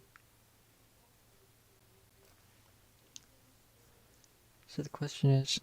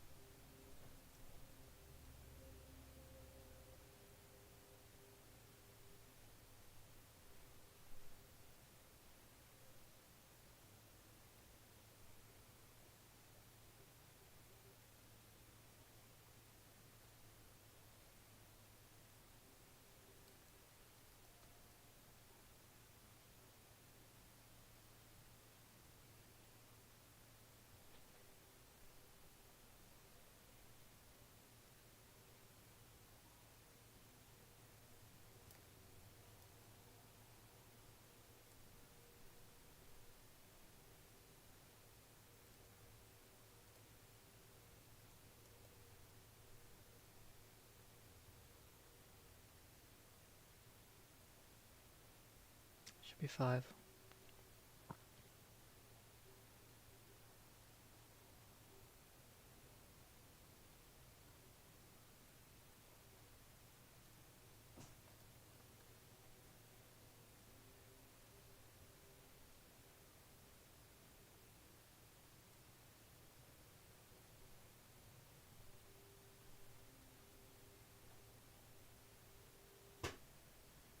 -39 minus 28.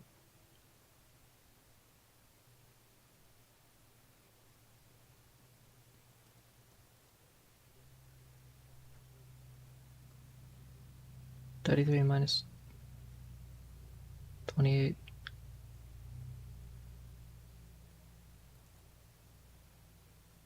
15.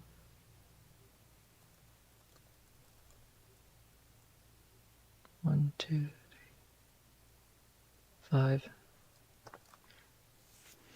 4.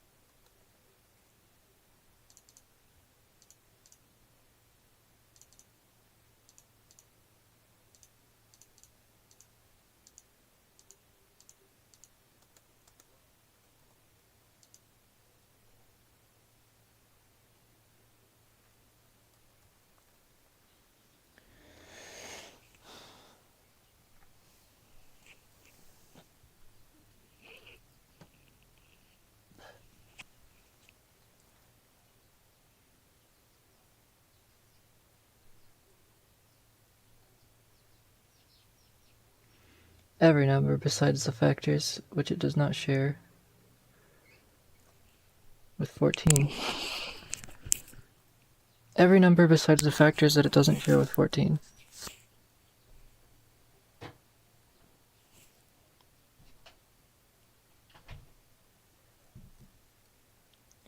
So for example, 6,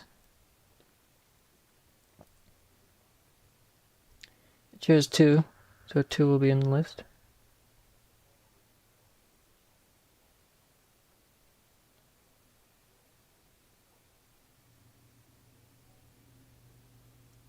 No, I was wrong.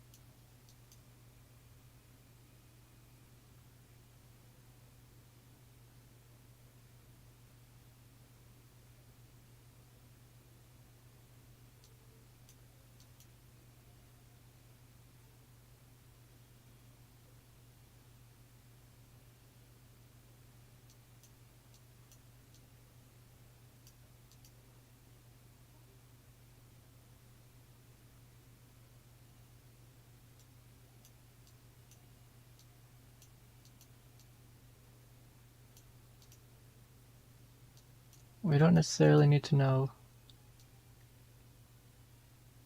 the exact number. We just need to know the factors of the number.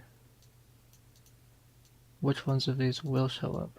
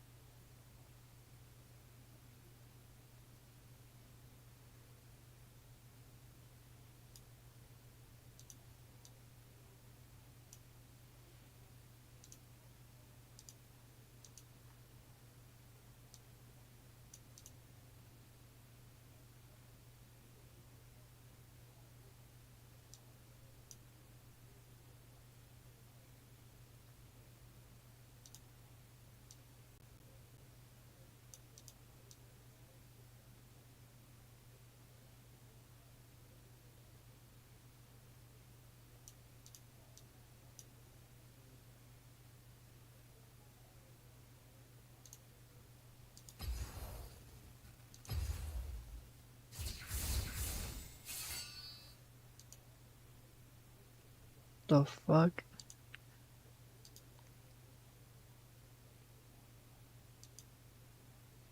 Oh my god.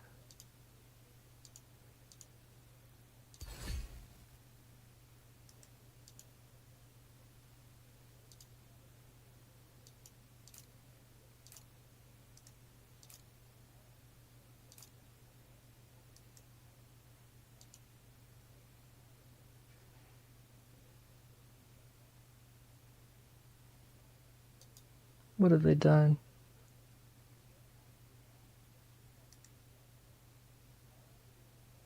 Quick play? Oh.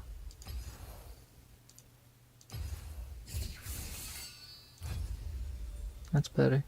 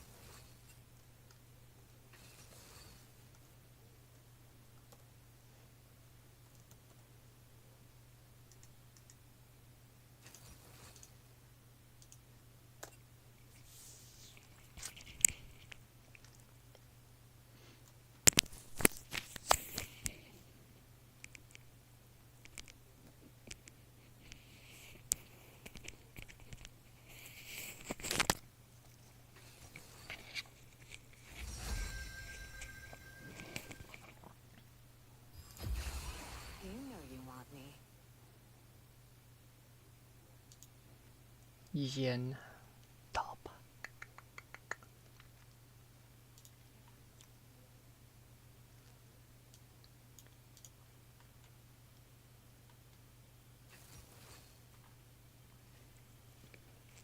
So obviously the only numbers that are gonna hit 2 or 7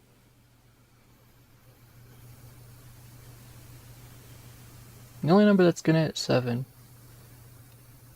is 7.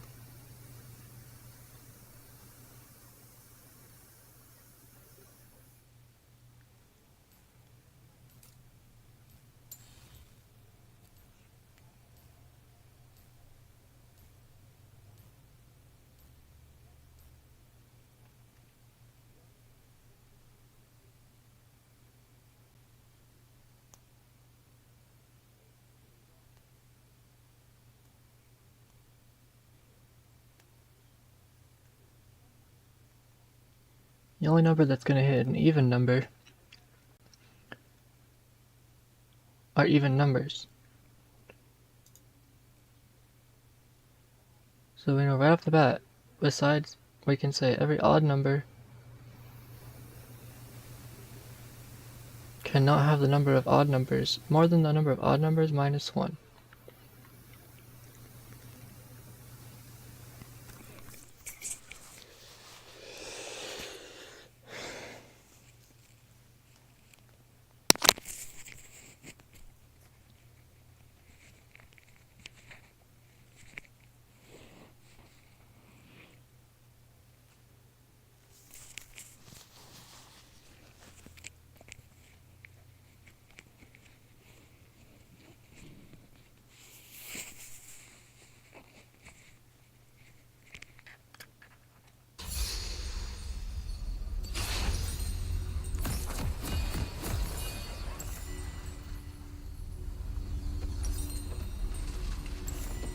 Show me the man who has everything, and I'll show you my next victim.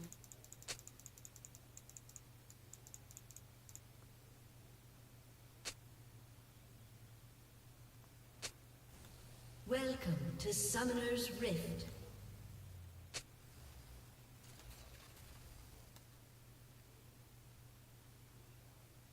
"30 seconds until minions spawn.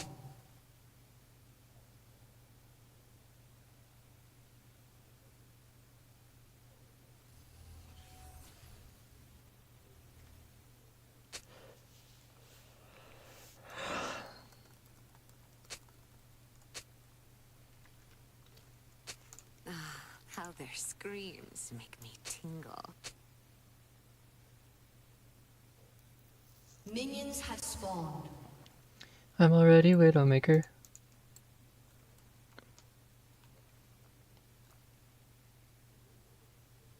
Maybe I'll be Tracer.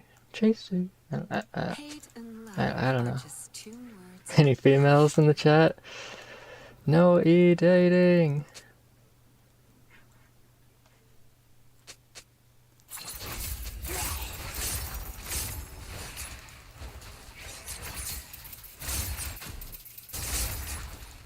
Love at first sight and last.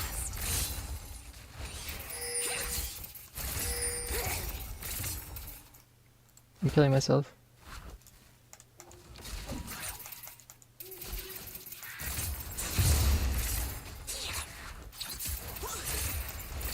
Their mouths say no, but their bodies say, "Let me alive."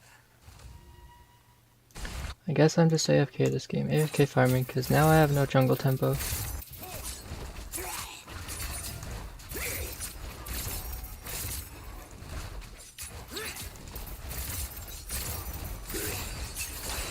Keep them running, make them play.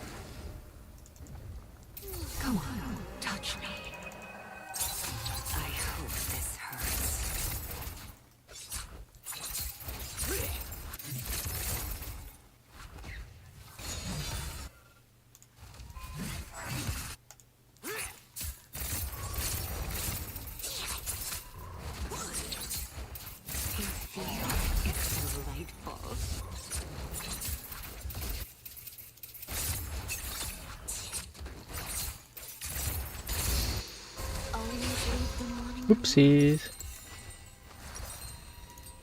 John Overwatch.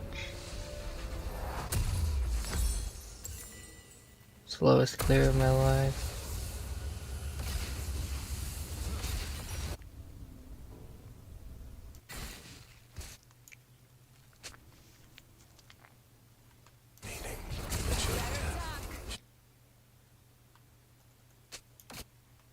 Hate? No. I hurt them out of love.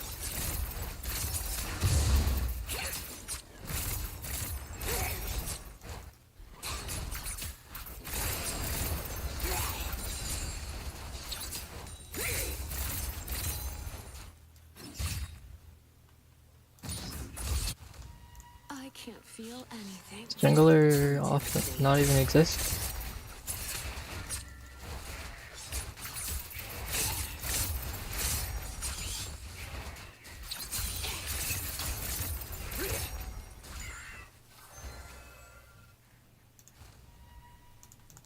How about a kiss? He really doesn't exist, huh?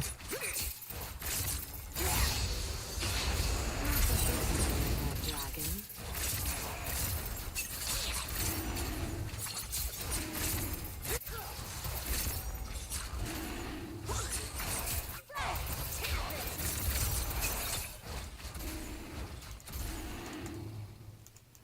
Human agony.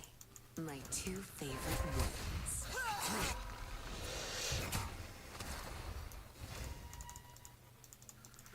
Things I'm gonna do to you, torturing you.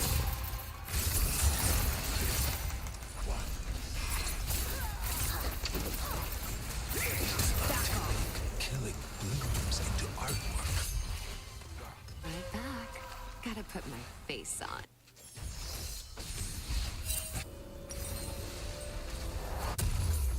First blood. An ally has been slain. Fuck. Enemy double kill.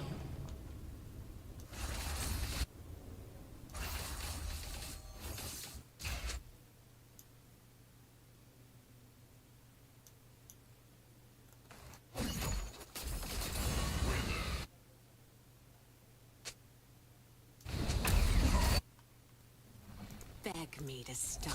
An enemy has been slain.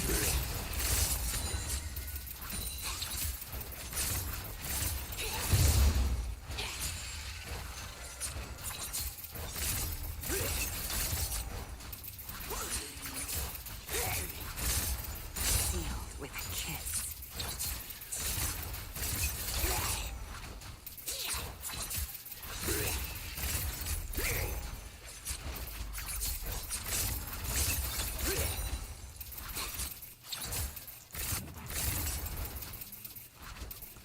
Misery loves whatever I tell it to.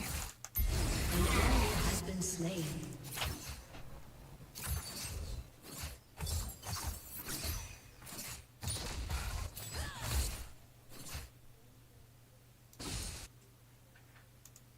Don't worry, honey. I'm looking at all types.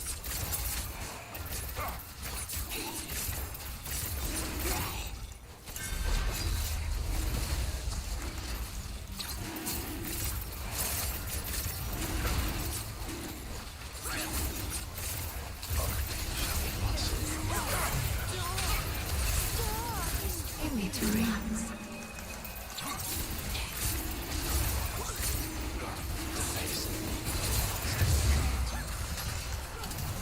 The girl's gotta know when to disappear.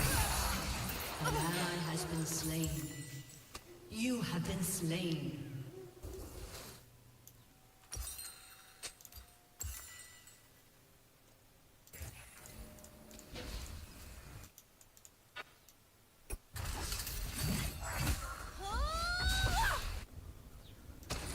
I like the happy ones. They have so much farther to fall. I knew you would find your mark eventually.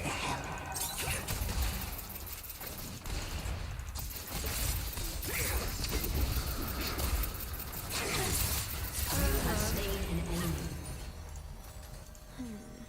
Killing spree.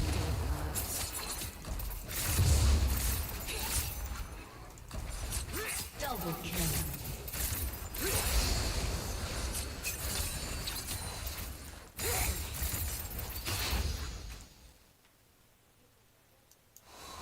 Stalk and seduce.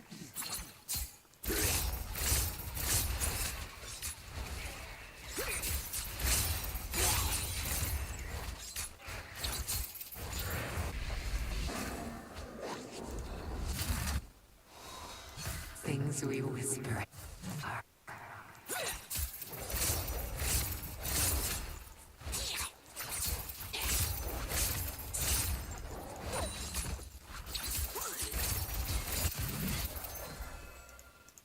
Don't try to tell me.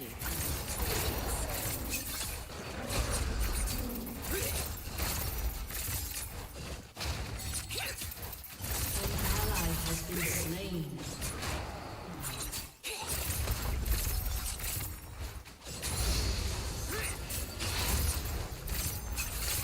We're done when I'm done.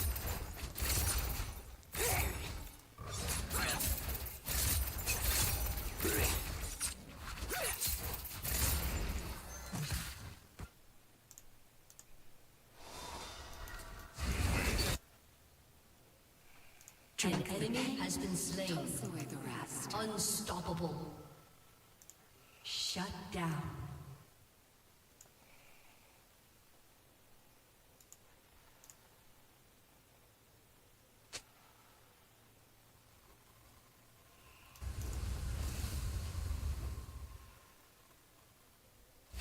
My love cuts to the quick.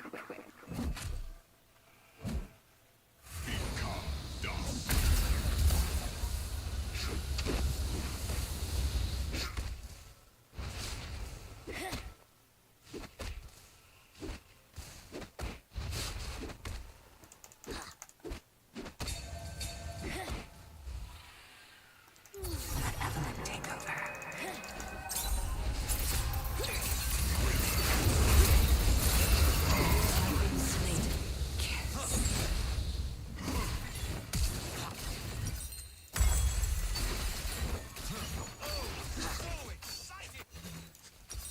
Shut down.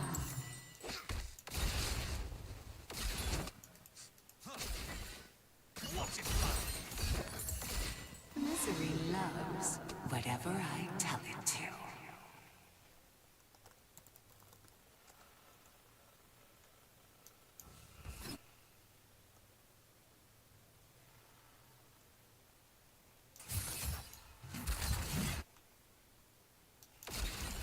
An ally has been slain. Human agony. An enemy has been slain. Let your guard down.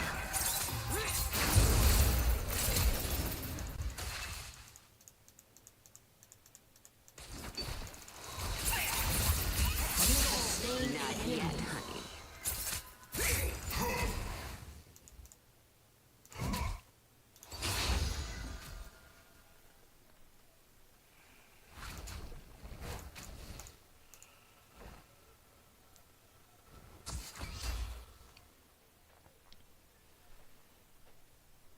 Keep them running. An enemy has been slain. Go to mine.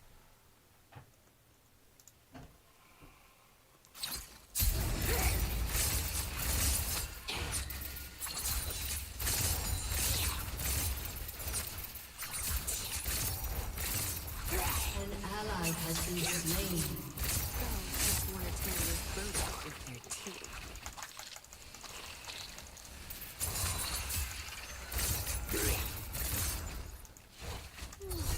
Are you lonely? I can help.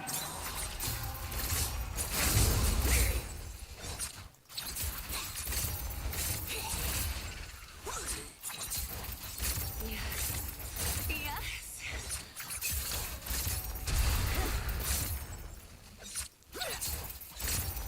Enemy killing spree. Boys.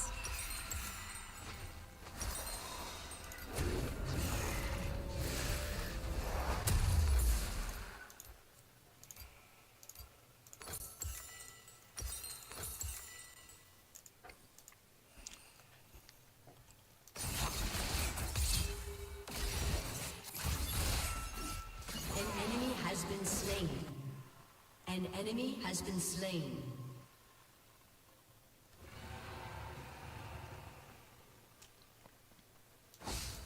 Rend their flesh, flay them head to toe.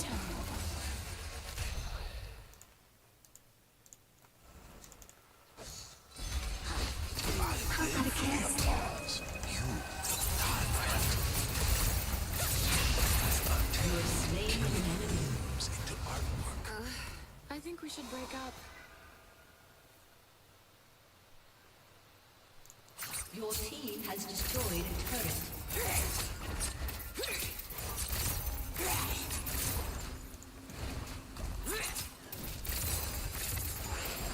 The height of their happiness is the depth of their pain. An enemy has been slain.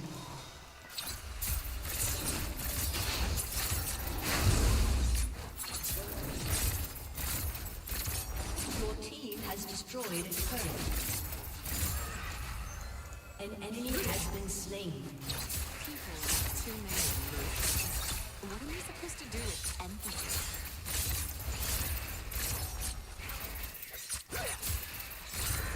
Mind it. An enemy has been slain.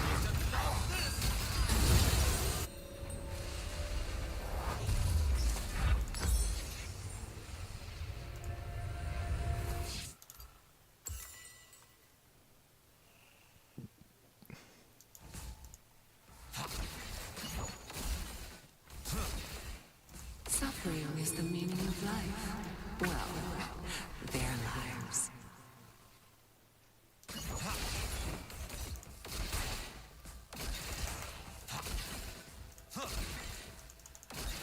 Come on, touch me. Play more later.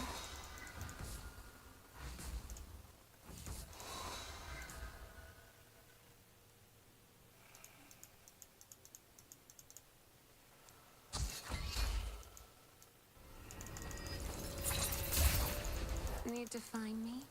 Just follow the trail. An enemy has been slain.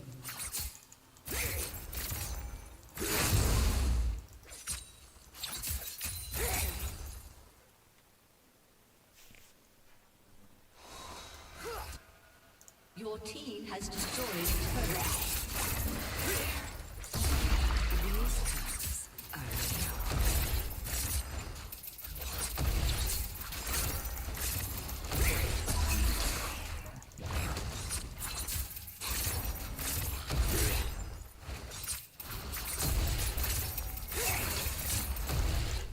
Hope you like it rough.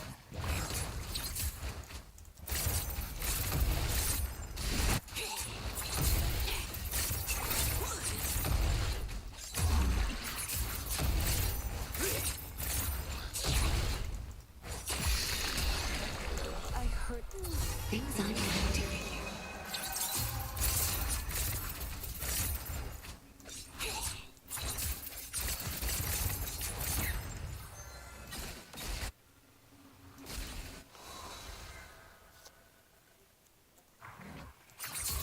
A little bit of heaven before the hell.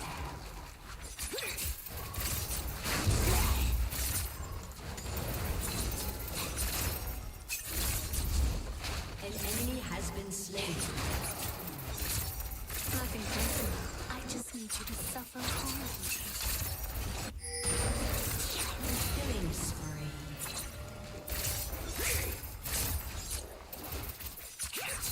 Shut down.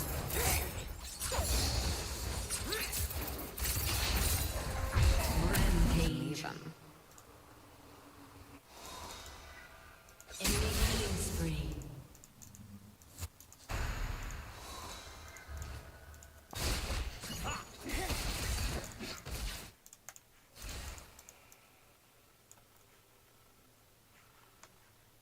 Don't try to tell me I'm not gorgeous.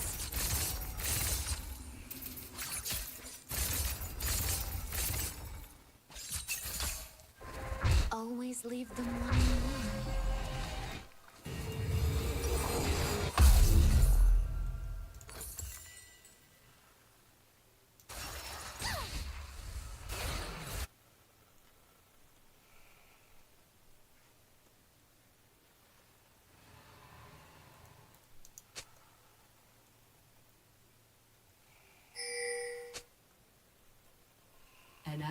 has been slain. Through suffering, they come to love me. Every single one. An enemy has been slain. Double kill.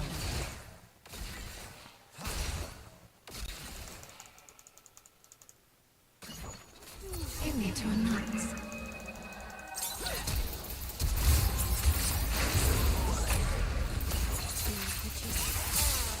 Stay right there, love. Killing spree.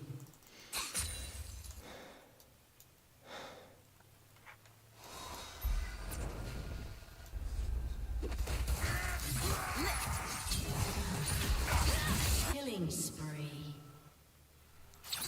Everyone is paying. Double kill. What flavor is yours?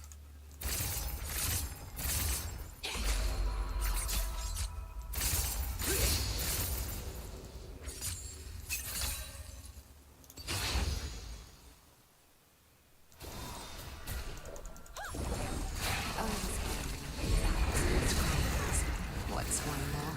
That's it, love. Let your guard down.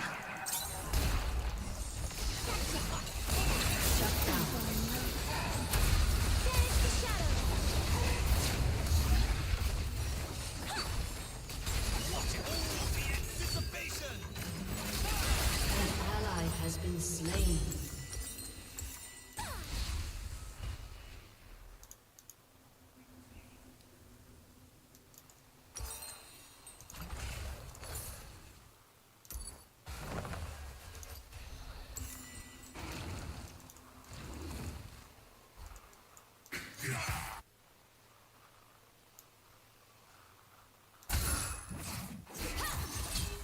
I was born of 1,000 screams.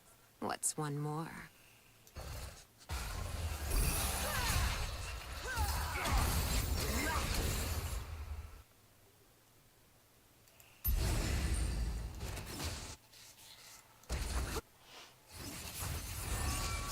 Deep inside.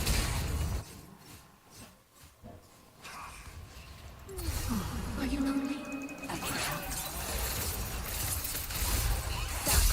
I'm not done yet.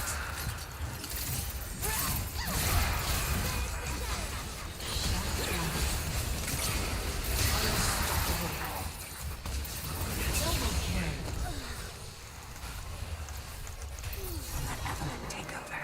All my existence. You have slain an enemy.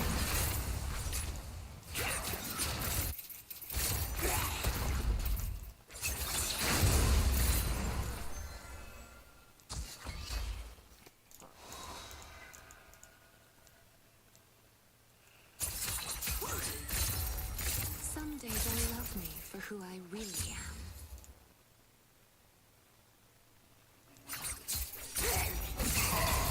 Godlike.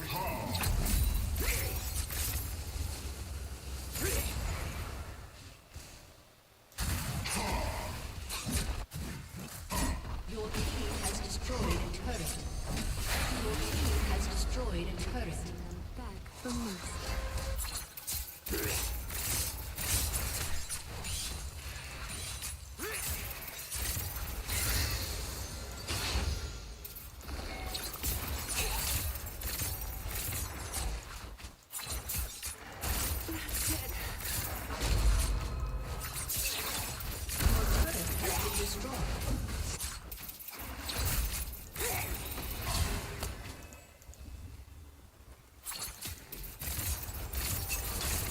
An enemy has been slain.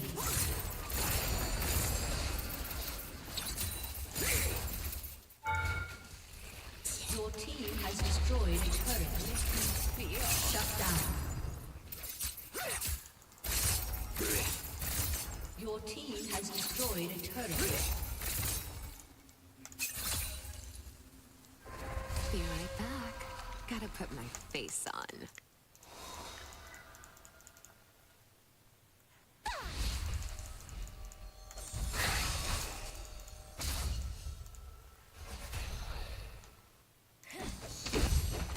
How about a kiss? Slain an enemy. girl's gotta know when to. An enemy has been slain.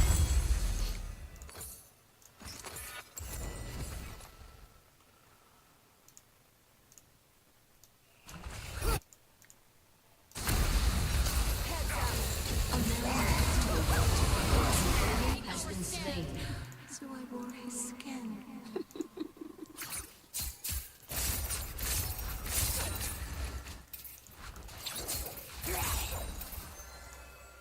An enemy has been slain.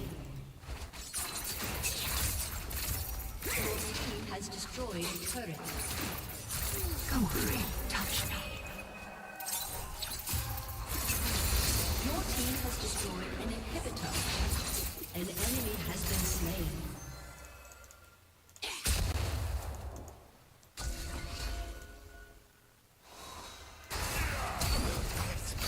An ally has been slain. Your team has destroyed an inhibitor. Wanna get out of here?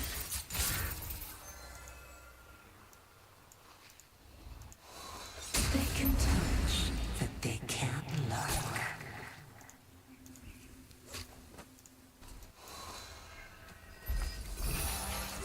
Things I'm gonna do here's the meaning of life. Well, their lives.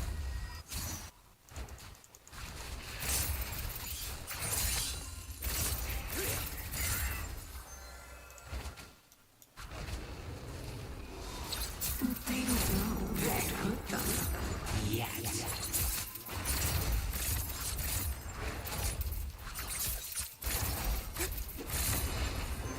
Show's over, boys.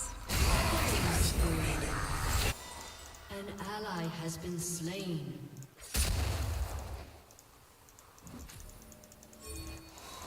Lights out. Hate? No. I hurt them out of love.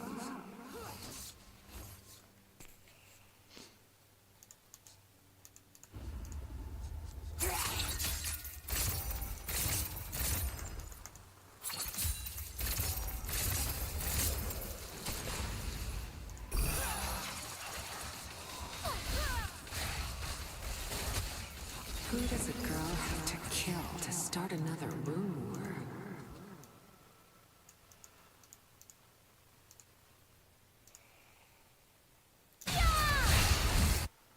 An ally has been slain.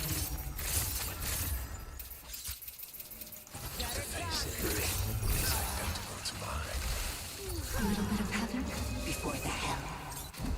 One touch with desire. That's all.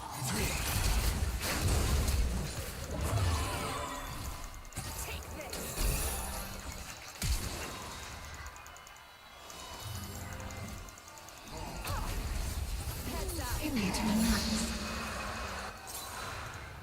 Look around.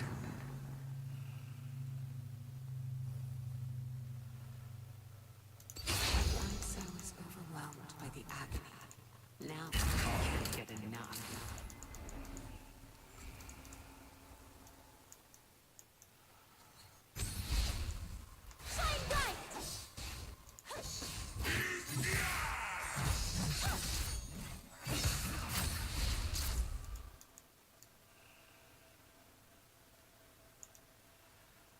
Hate and love are just two words of passion.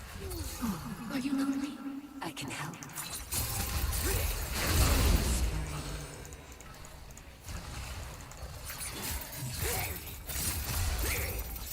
An enemy has been slain. Who does a girl have to kill to start another room?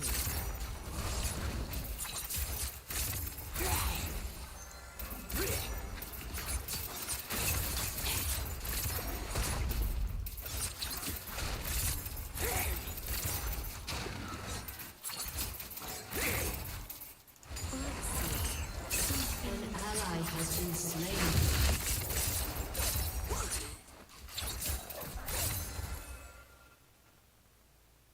Your team has destroyed a turret.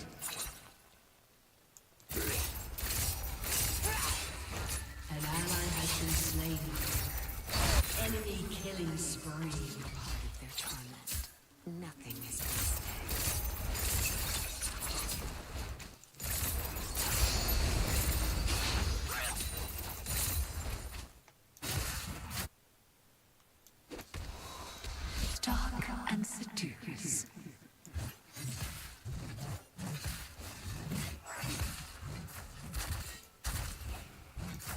height of their happiness is the depth of their pain.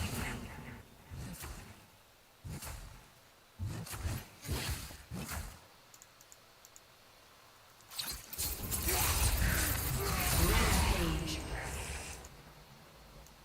We need to talk. I want to kill other people.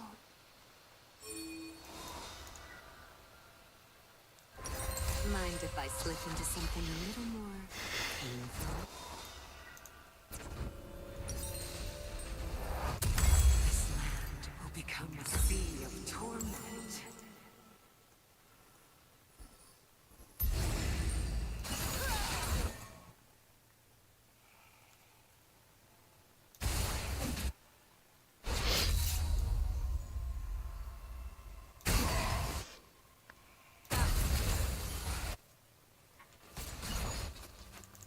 That's it, love. Let your guard down. Shut down. Leave none alive!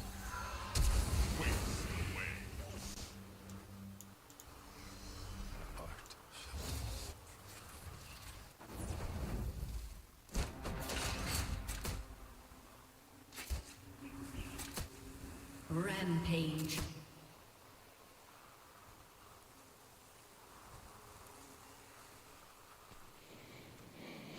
Your team has destroyed an inhibitor. Your team has destroyed an inhibitor.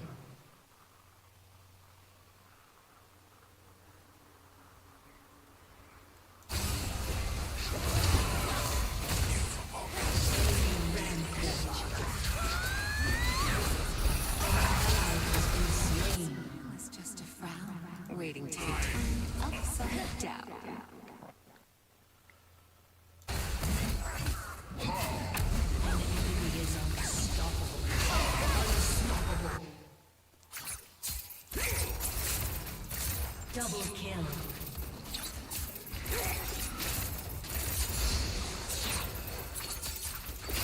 Harder? Okay.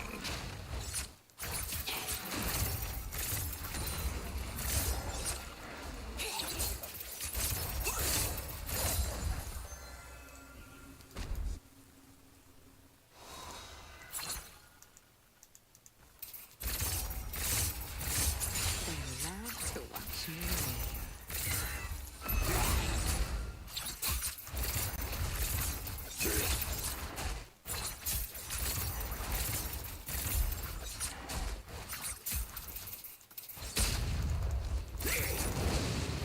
Your team has destroyed an inhibitor.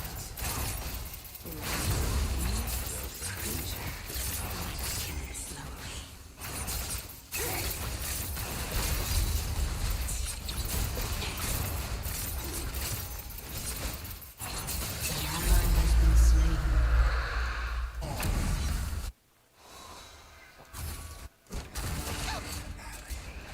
Their mouths say no, but their bodies say, flay me alive. Let Evelyn take over. An ally has been slain.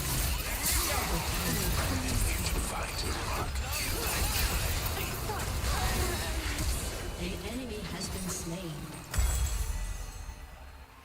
Sometime. Gotcha! So much speed. Your team has destroyed a turret.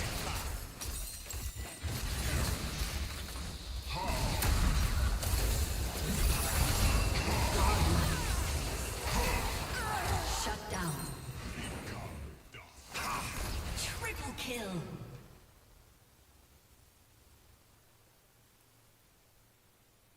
Your team has destroyed a turret.